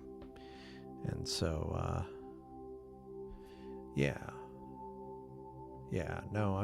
I think I'm gonna wrap it up for the night. It's getting late, and I still have to I want to try to get up early enough in the morning where I can start getting my gear out there before the sun really starts speeding down. And because like today it was very unpleasant between the heat and humidity, and then just the sun baking,